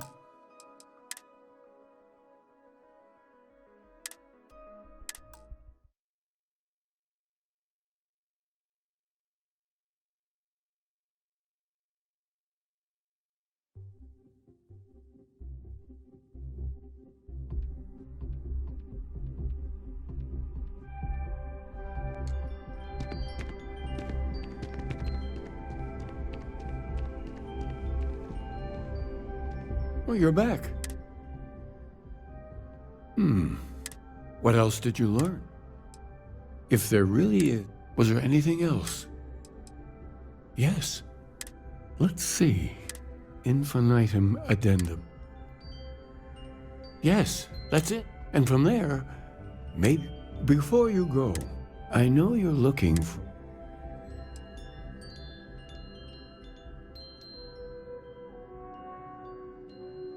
And once you know, what will you do? Even the most objective scientist holds the belief that observation itself will be of benefit to humanity. You will be taking a similar part of yourself with you when you find the answer. Will that not color your perception of it?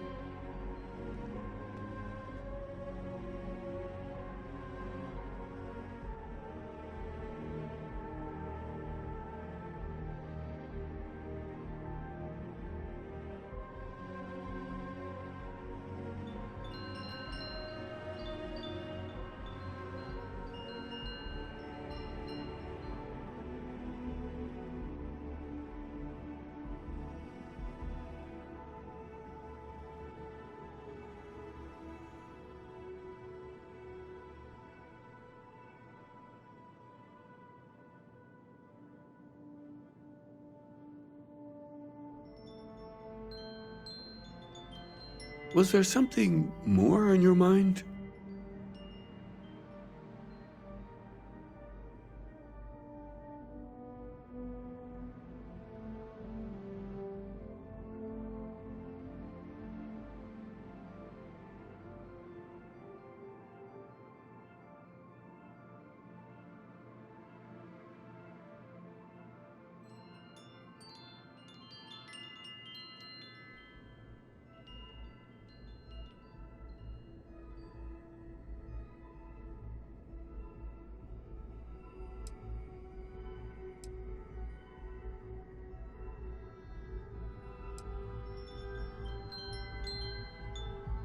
So you're committed to keeping yourself from seeing unity as anything other than a rational objective, a goal you're bound to reach.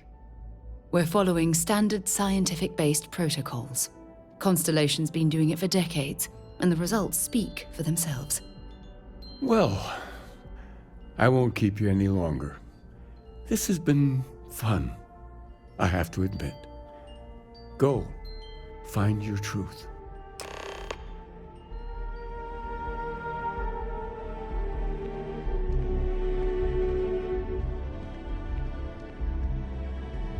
If you don't mind, I'd like to speak to Admiral Logan sooner rather than later.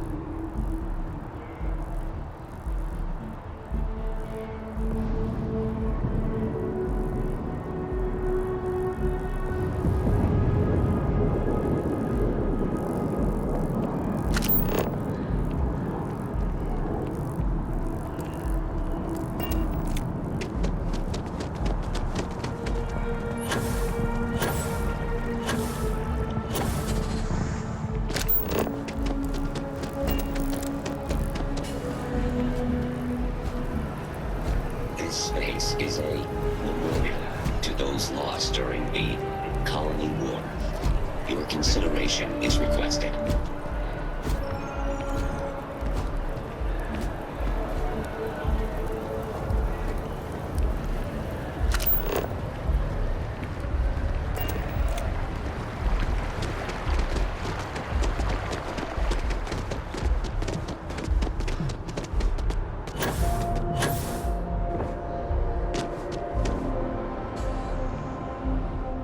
Welcome to Matt. Yes? You needed something? I'm one of MAST's resource officers. It's my job to ensure those here on official business get where they're going promptly, and that any rule breaking is dealt with swiftly. This is MAST, the beating heart of the United Colonies. Every decision made in the civilized galaxy takes place inside these walls. Enjoy your time in New Atlantis.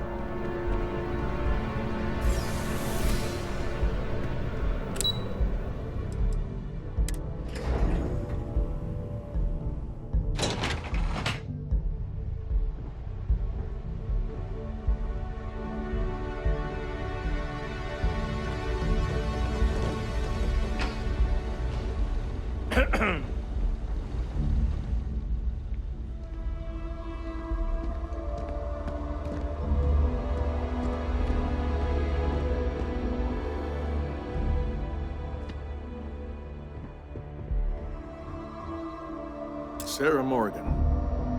It's been, what, almost 10 years? Admiral, it's, good to see you again, sir. You're not required to address me as sir. That protocol ended the moment you dropped your clusters on my desk, remember? Look, Admiral, I'm not here to open old wounds. Old wounds is an interesting turn of phrase, given our past. Listen to me, Commander. I'm not sure why you're here, but whatever it is, why don't you just get to it? I'm here because I need your help, Admiral. You need my help. That's interesting. The last time we spoke, you made it quite clear that you were turning your back on the Navy. That was a decade ago. Things change. People change. Admiral, please. I didn't come here to argue. I'm here to come to terms with my past. Your past is sitting in a closed file in the archives. That's where you left it when you walked out on the United Colonies. And what about you? Just who in the blazes are you anyway?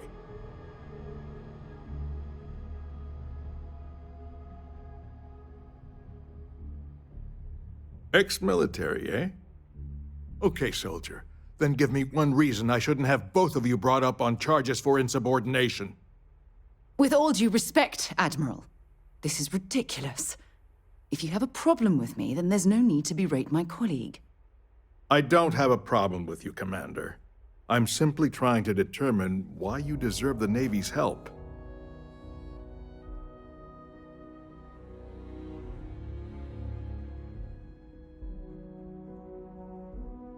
That's quite a noble gesture. Is this true, Commander? It's about Cassiopeia, Admiral. I'm heading back there to find out what happened to the crew of the Dauntless, and hopefully, to bring their legacy home. That sounds like a dangerous operation. Are you certain it's worth the risk? I don't know.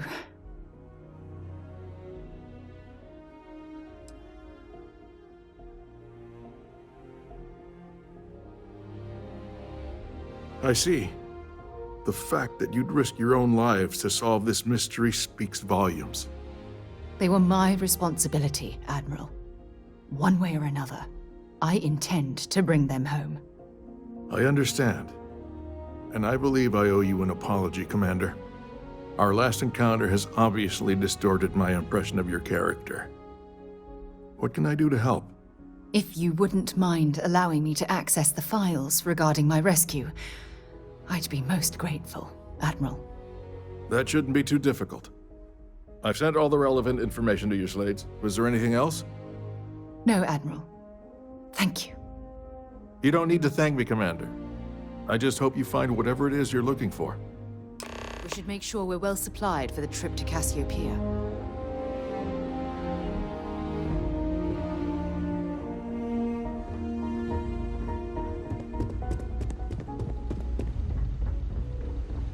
Howdy.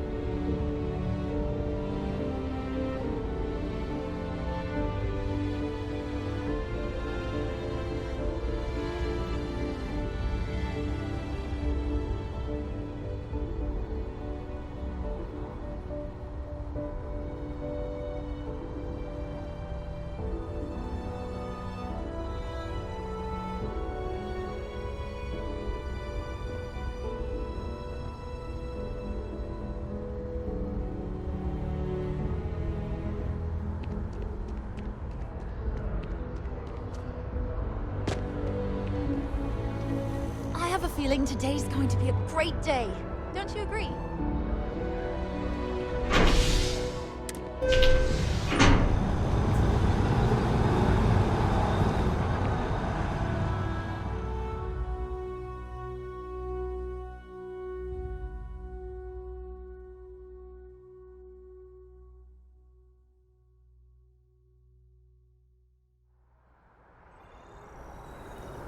I've flown across most of the settled systems in all manners of spacecraft, and yet I still get sick on the gnat. I know, right? It gives me a deep connection to these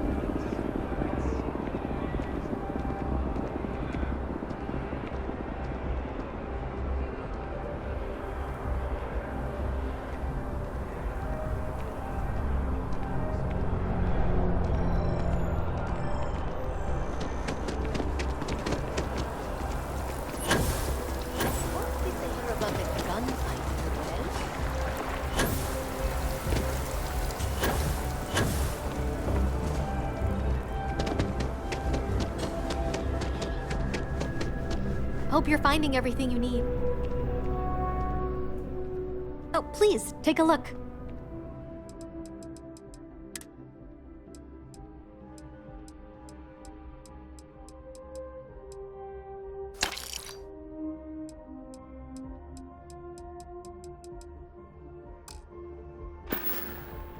Thanks for shopping at Jemison Mercantile.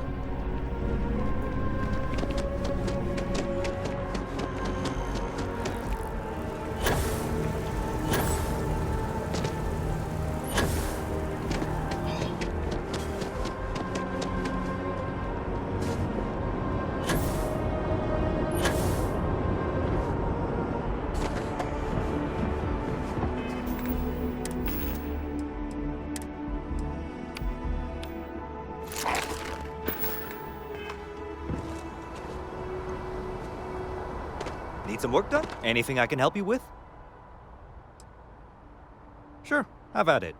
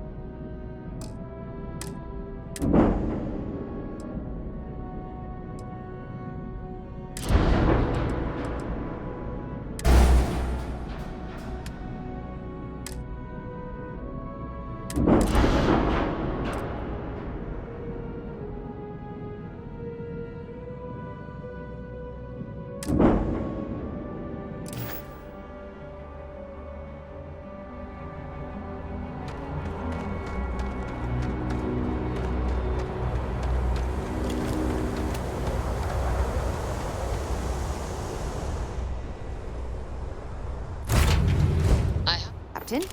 Where are we headed next?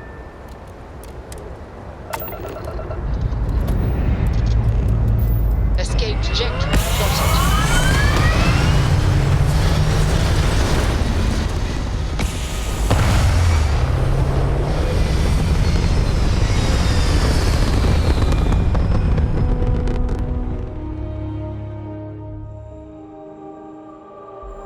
Orbital pattern locked in.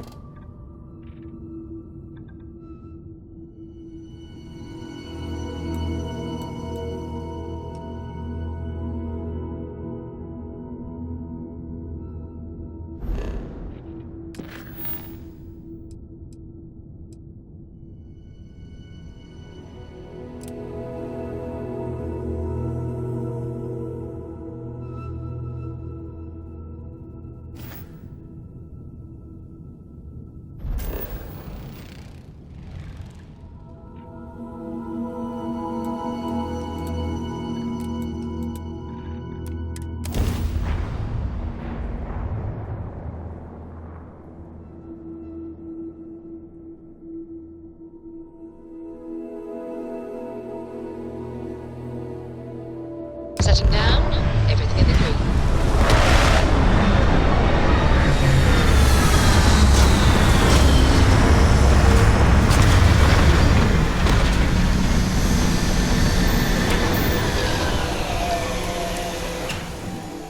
I'll keep an eye out for hostile life forms. Something's out there.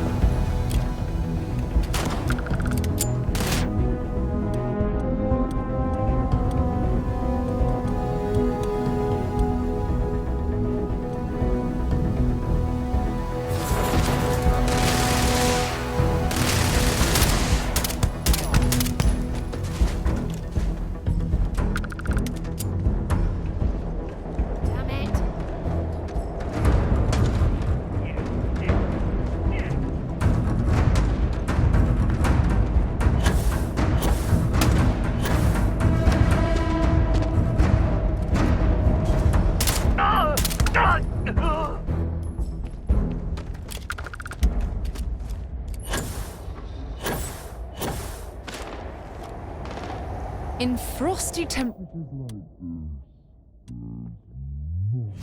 better than a flask of a good English whiskey to keep you warm. Gotcha! Big mistake.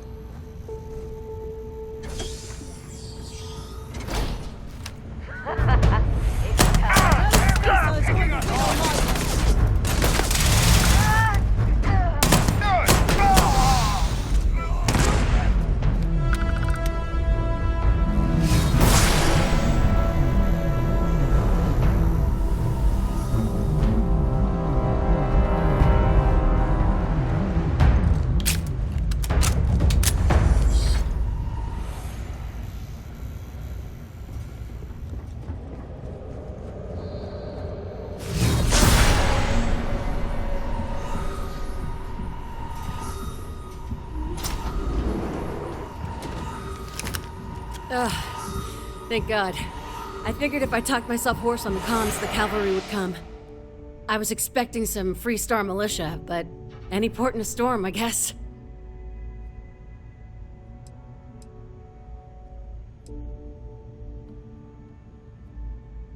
You and me both. Before Spacers broke into the outpost, I was relaying orders for Lieutenant Torres.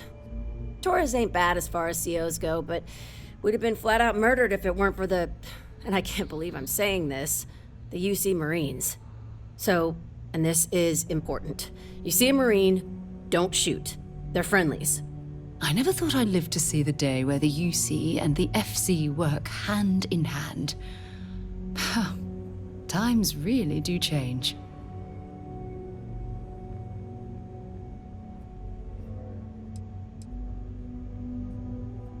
We most certainly did. The whole situation isn't exactly standard operating procedure. After we clear the outpost, I'll talk your ear off about the whole situation. But right now, clock's ticking.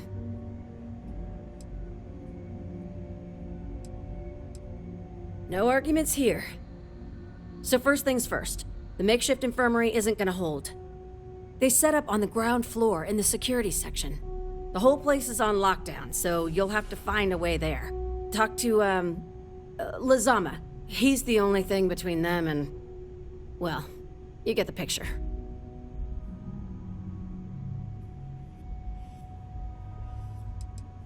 When Torres triggered the lockdown, I was with Lazama and the doctor in security, but the lockdown cut us off.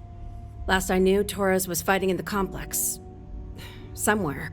The Marines were guarding the back entrance. No idea what's up with them, but that intel's old. Sorry, that's all I got. Here's hoping it's not just me still standing. Be safe, be bold. A dead soldier ain't no help to no one.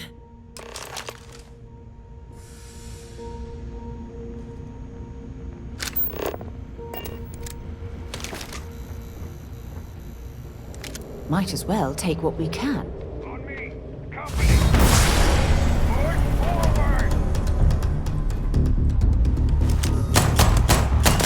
This one's down. Get out of here!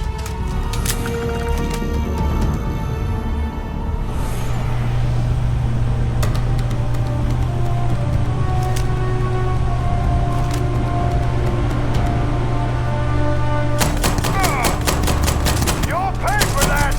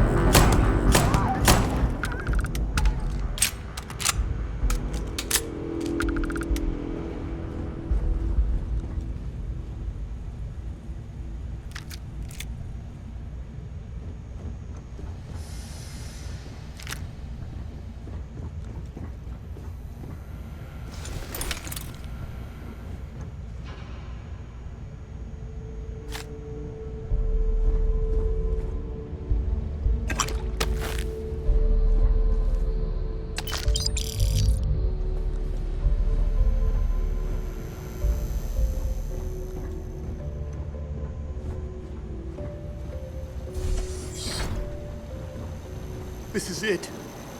What? You think he's a spacer? He's the one that cleared him out. Corporal Azama, UC Marines, medic. We thought we were done for. I'm...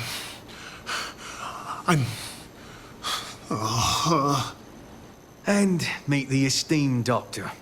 Musa, right? It's his party we're crashing.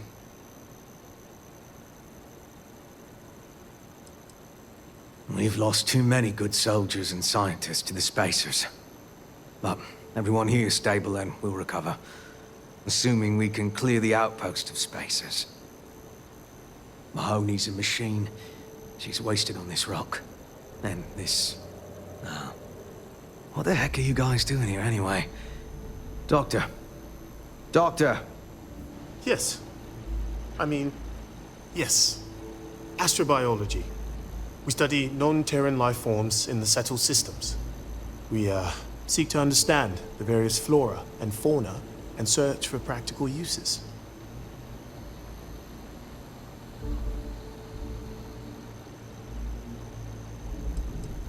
Medicinal, industrial, or just understanding how life propagates. We work purely on non-military applications. It's part of our charter.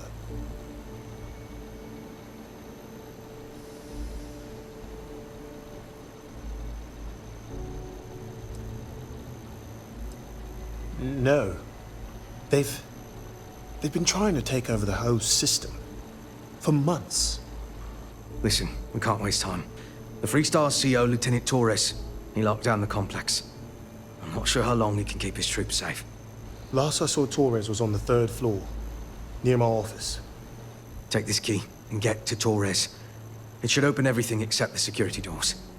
Get to Torres before his men are wiped out. Good luck.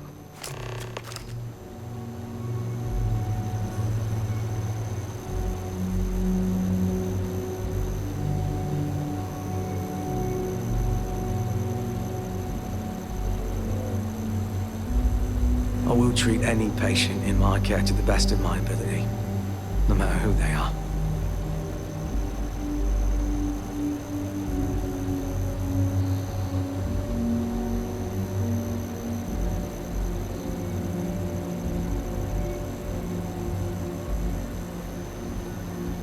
Blood knows no flags, it swears no allegiance.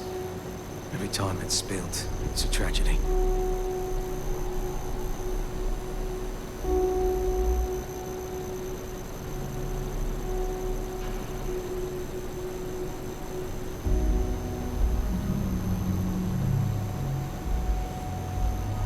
So many doctors here. But besides one vet, no one can even hold a scalpel right.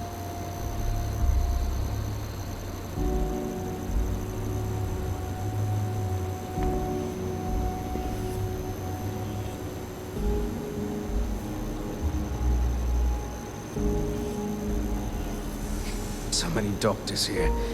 But besides one vet, no one can even hold a scalpel right.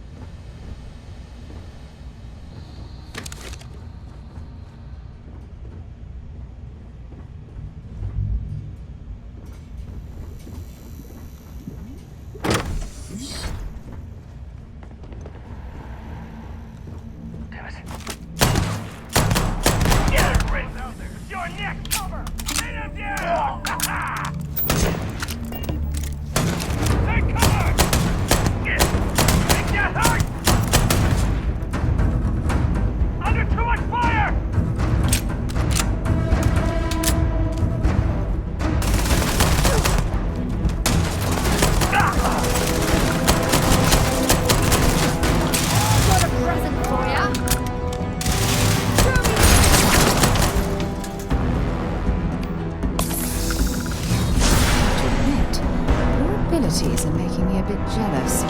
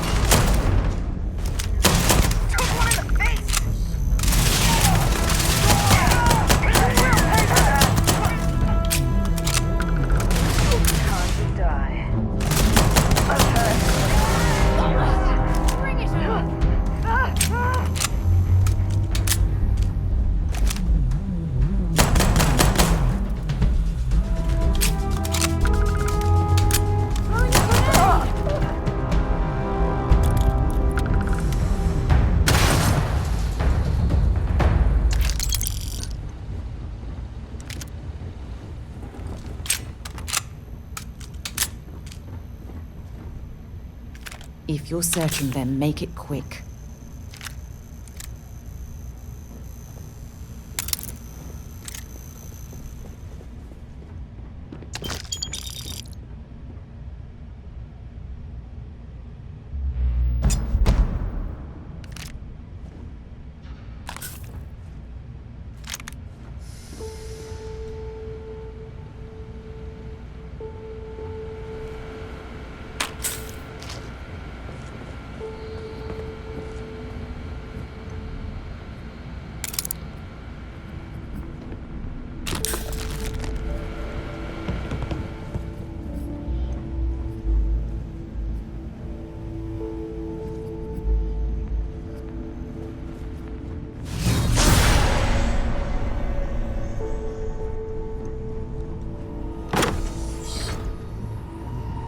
Like I said, someone's been taking out the spacers. I don't believe it. These damn spacers. Too many of them. Are they all gone? Thanks to the stranger, every last one of them is down. Some fancy work there. How many more are there with your unit? You got sniper support or something?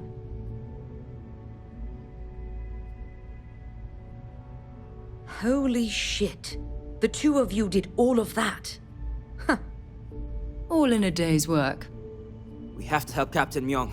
She's behind the barrier door. But she's not Freestar, Lieutenant. Our first priority is our men and our scientists. She came in to save us, Sergeant, when no one else would. I will not leave her out to dry.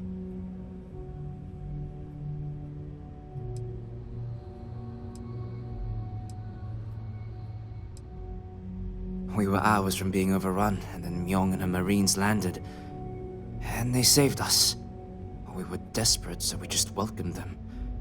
Together, we've managed to hold the outpost. Why the captain came to our aid?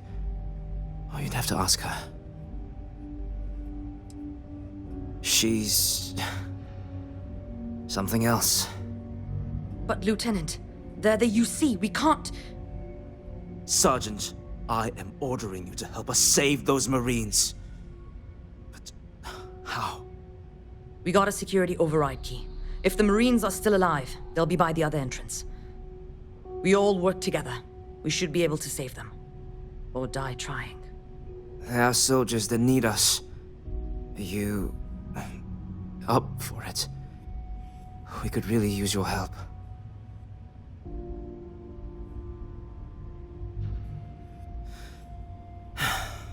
And let's do this.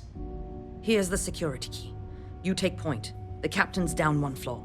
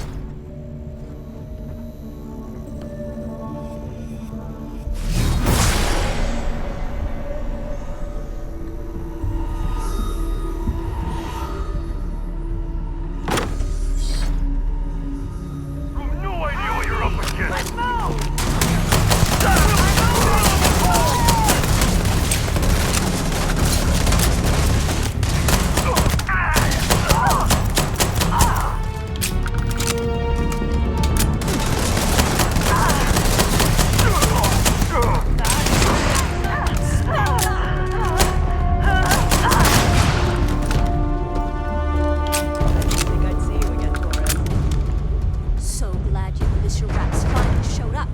Could have used you before Dalton popped. Stand down, Private. What matters is they're here now. And who the hell do we have here? Another scientist? No. Truthfully, we would still be pinned down if it weren't for them.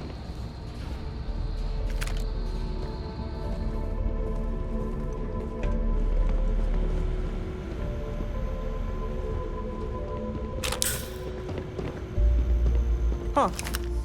You don't got the look of a Marine. Certainly not the militia. Who are you?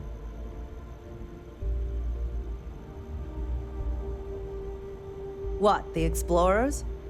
I didn't know you guys packed such a punch. Captain Myung, UC Marines. Veteran of the Colony Wars, the shield of Parduk Pass. Best damn Marine in the service. And that loudmouth is Private Sai. If she wasn't such a hell of a soldier, she'd be polishing latrines for the next decade. You've saved lives here, and that is something I won't forget. Captain Myung. You're a legend.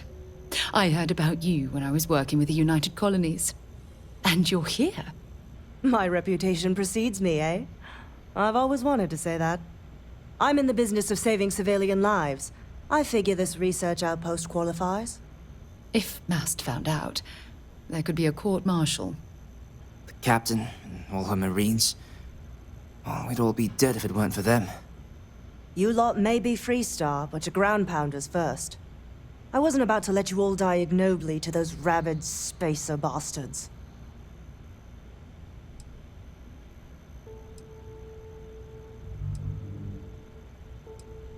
War happened. Parduk Pass is a graveyard now. Lots of good soldiers, both sides, are buried there. Captain Myung held that pass for a week against the best mechs the Freestar could throw at us. When she pulled out, she blew up the whole damn pass. Took out a full mech battalion. Might have saved the entire Nira front. Don't believe the propaganda, Private. Parduk Pass was dirty business all around. You've got spirit.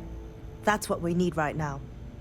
We've bought ourselves an old-fashioned stay of execution here, but it won't last long. The bastards are disorganized, undisciplined rabble. But they got spaceships and we don't. That means they can keep dropping reinforcements until they greatly outnumber us. Then the cowards will hit us. Hard.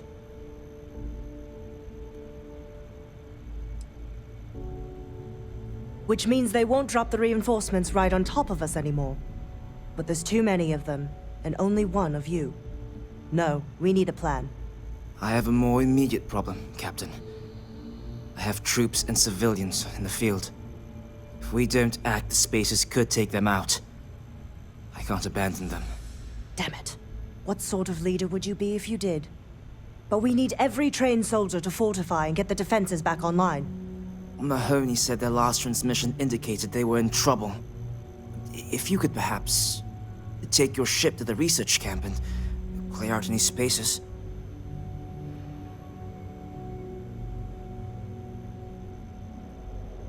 They went dark not too long ago, so hopefully they are still survivors. Just go quickly and safely.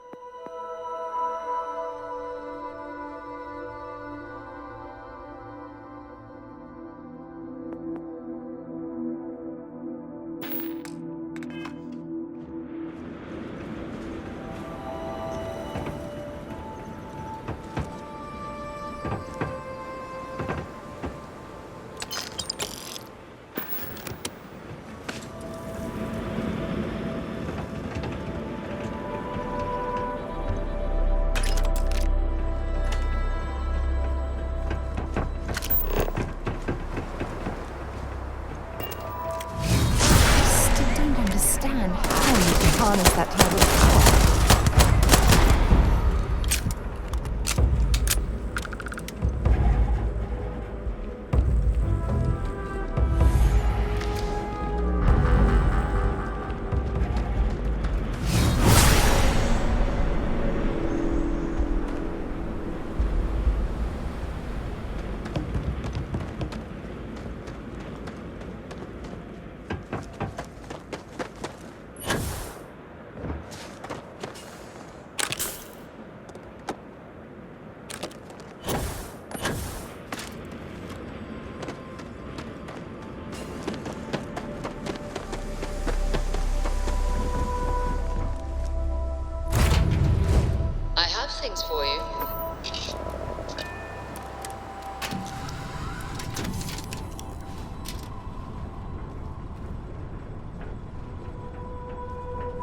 hello. Hello, Captain.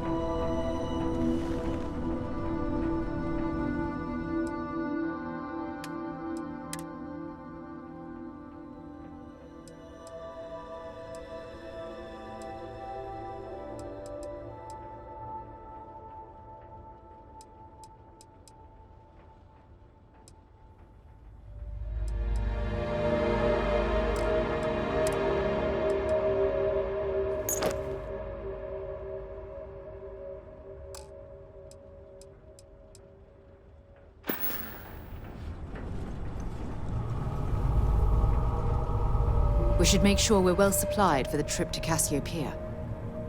Actually, yes, I do. Here you are.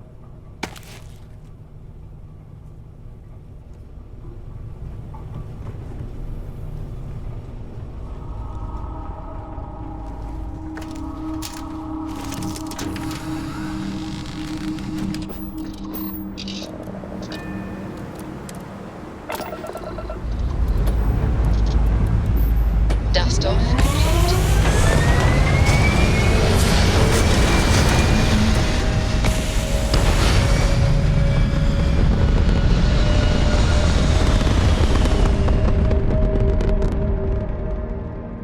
Hell of a view from here.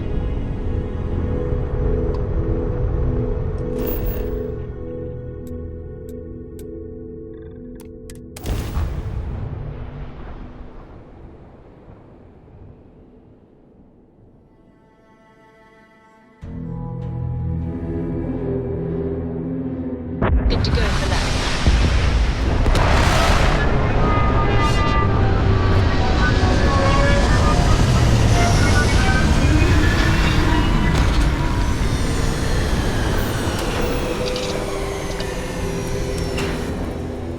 From what I'm seeing, this world has all the essential building blocks to support life.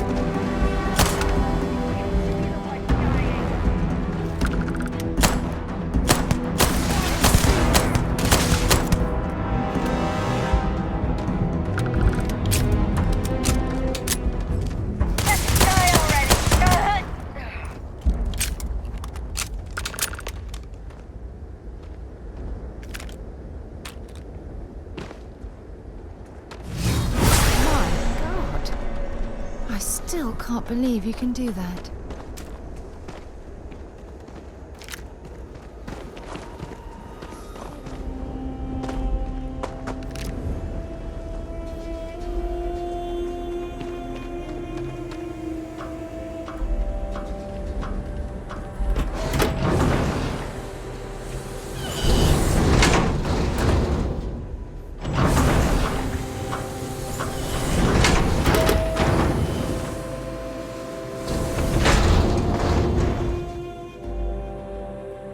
Tell Taurus, thank you.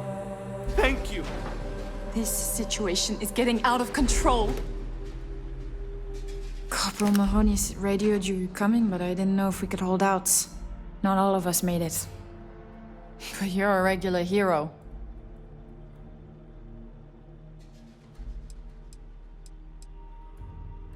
Spacers dropped in some of their goons not too long ago.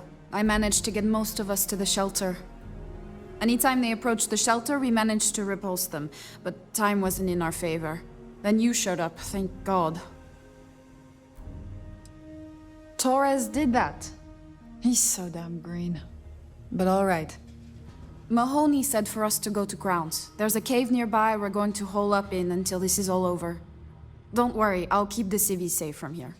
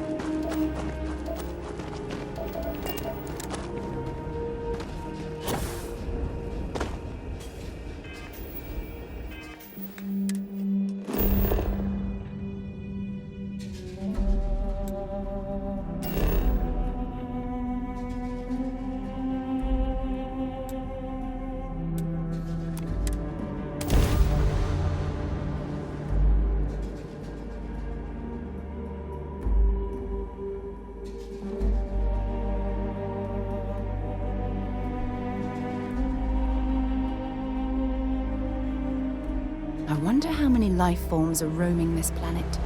Time to find out.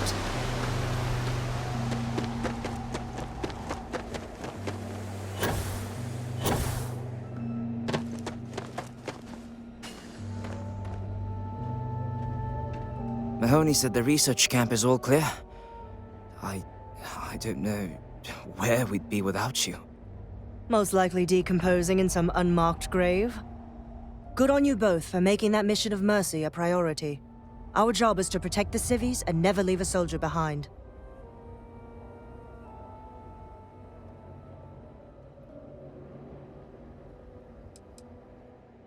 Straight to business. Good. The Spacers haven't attacked yet, but they've been shuttling men down beyond the ridge. We cannot let them keep reinforcing, otherwise they'll overwhelm us. So we need to take out their ships.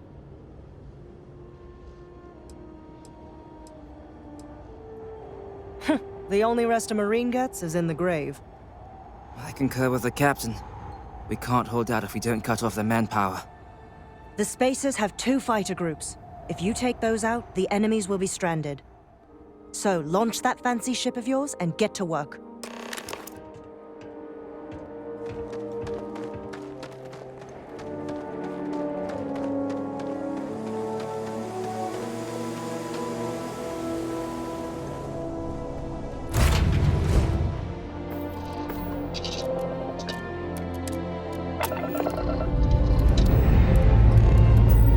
Pressure holding. Take off looks good.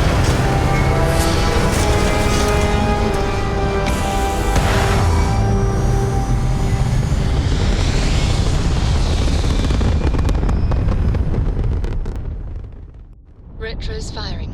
Orbit stabilized.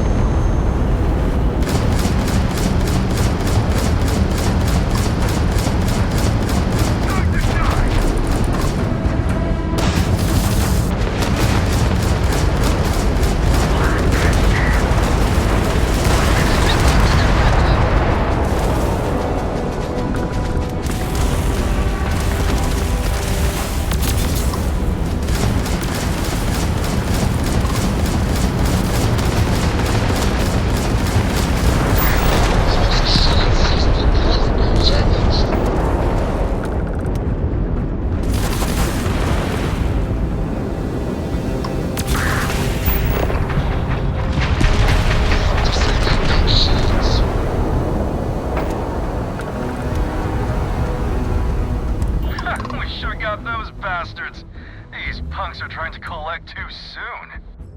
Next time, feel free to bug out. We don't need our golden goose getting scratched. Because the bounty on your head gets bigger the longer you live. So we just want to make sure it stays that way.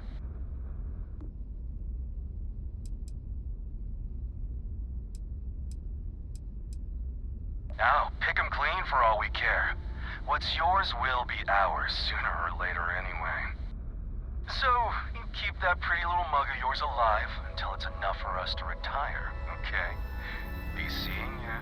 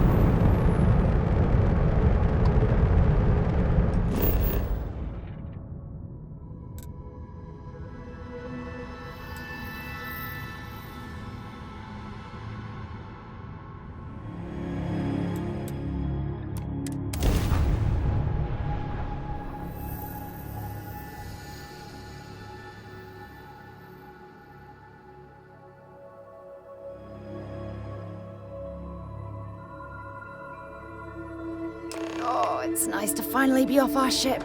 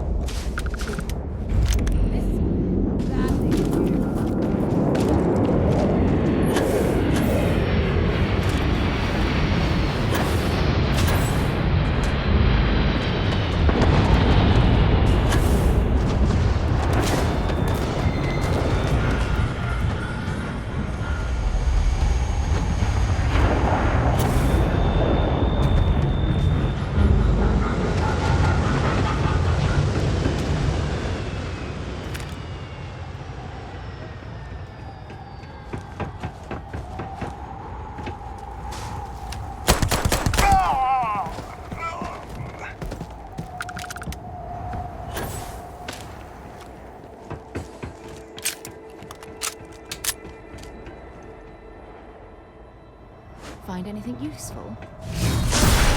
The scientists here are good people.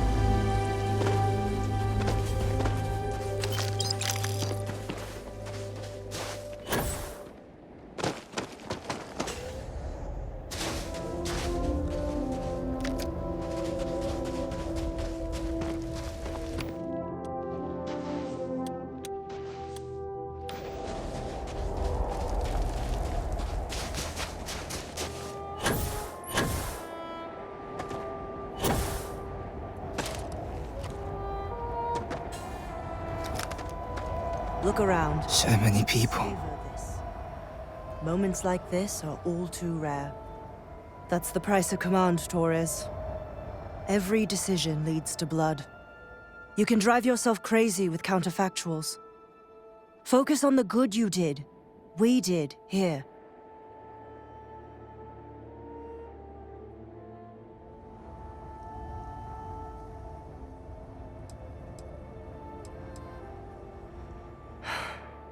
Some things, you never get over.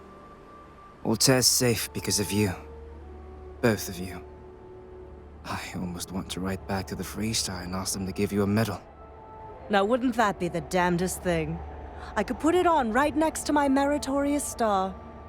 You'd save me a court-martial if you just give me your thanks. Might be you want your medal, though. I know exactly how you feel. I'm not sure if I would have done all this if the roles were reversed, Myung. But I will never forget you. You're young, and you've got a future ahead of you. A bit of advice. I've been passed up for promotion more times than I can count because I've always stuck by my principles. There's a million ways the bastards in command will ask you to compromise. Little ways, big ways. Don't. It may hurt your career, but I look back with pride at my service. Especially today.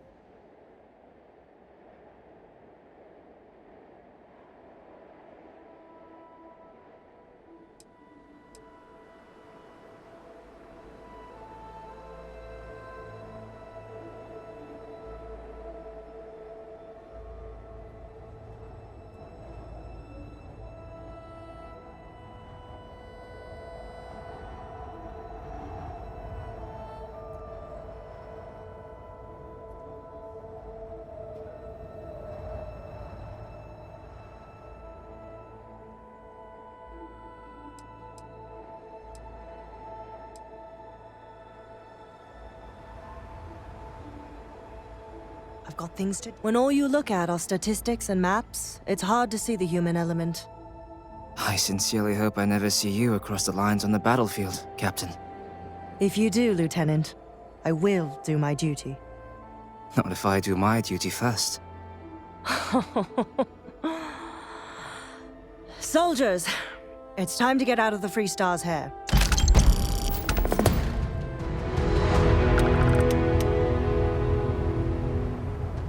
We've lost so many people.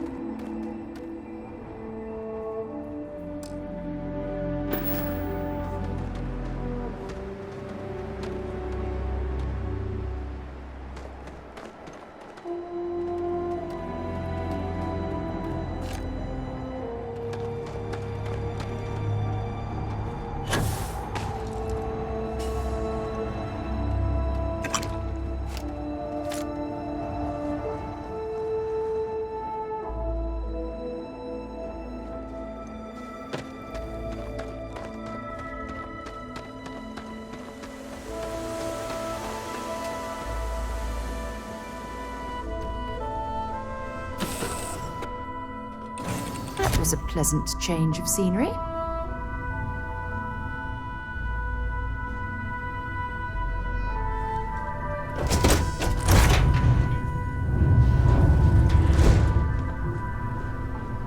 have my Everything attention. looks good at my station, Captain.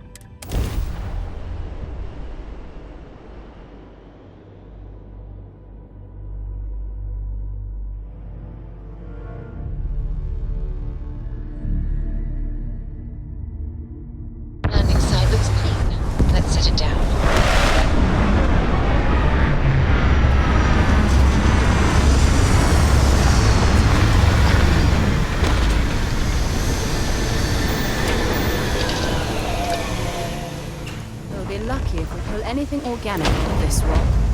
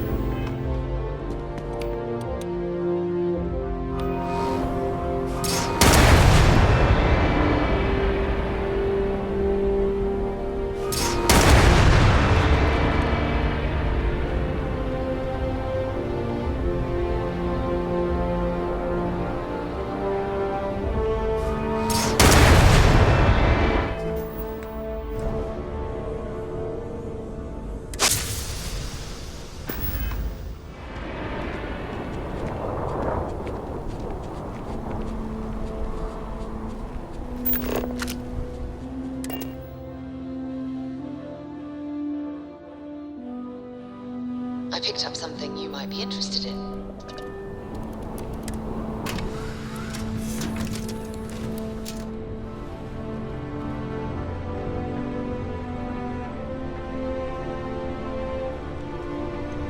What did you need?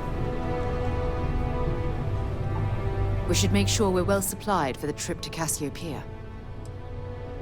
Yes, have a look.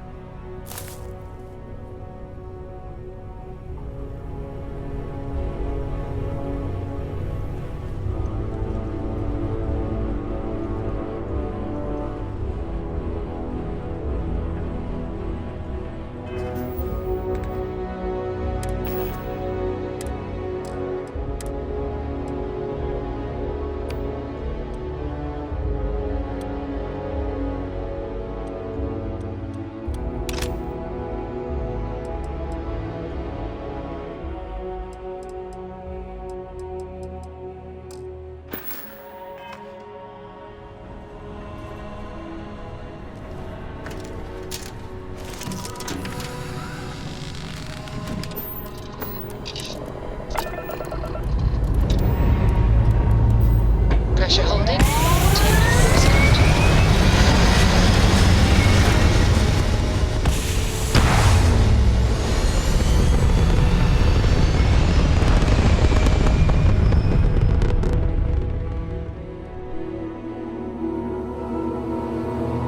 Stay in orbit or jump. Your call.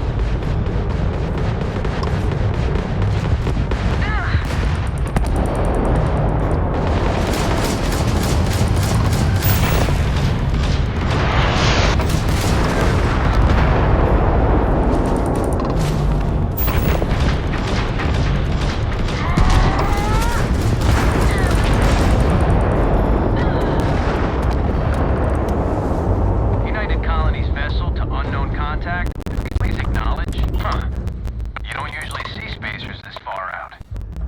Not everyone would have stuck their necks out for a patrol. Thanks. Any way we can repay you?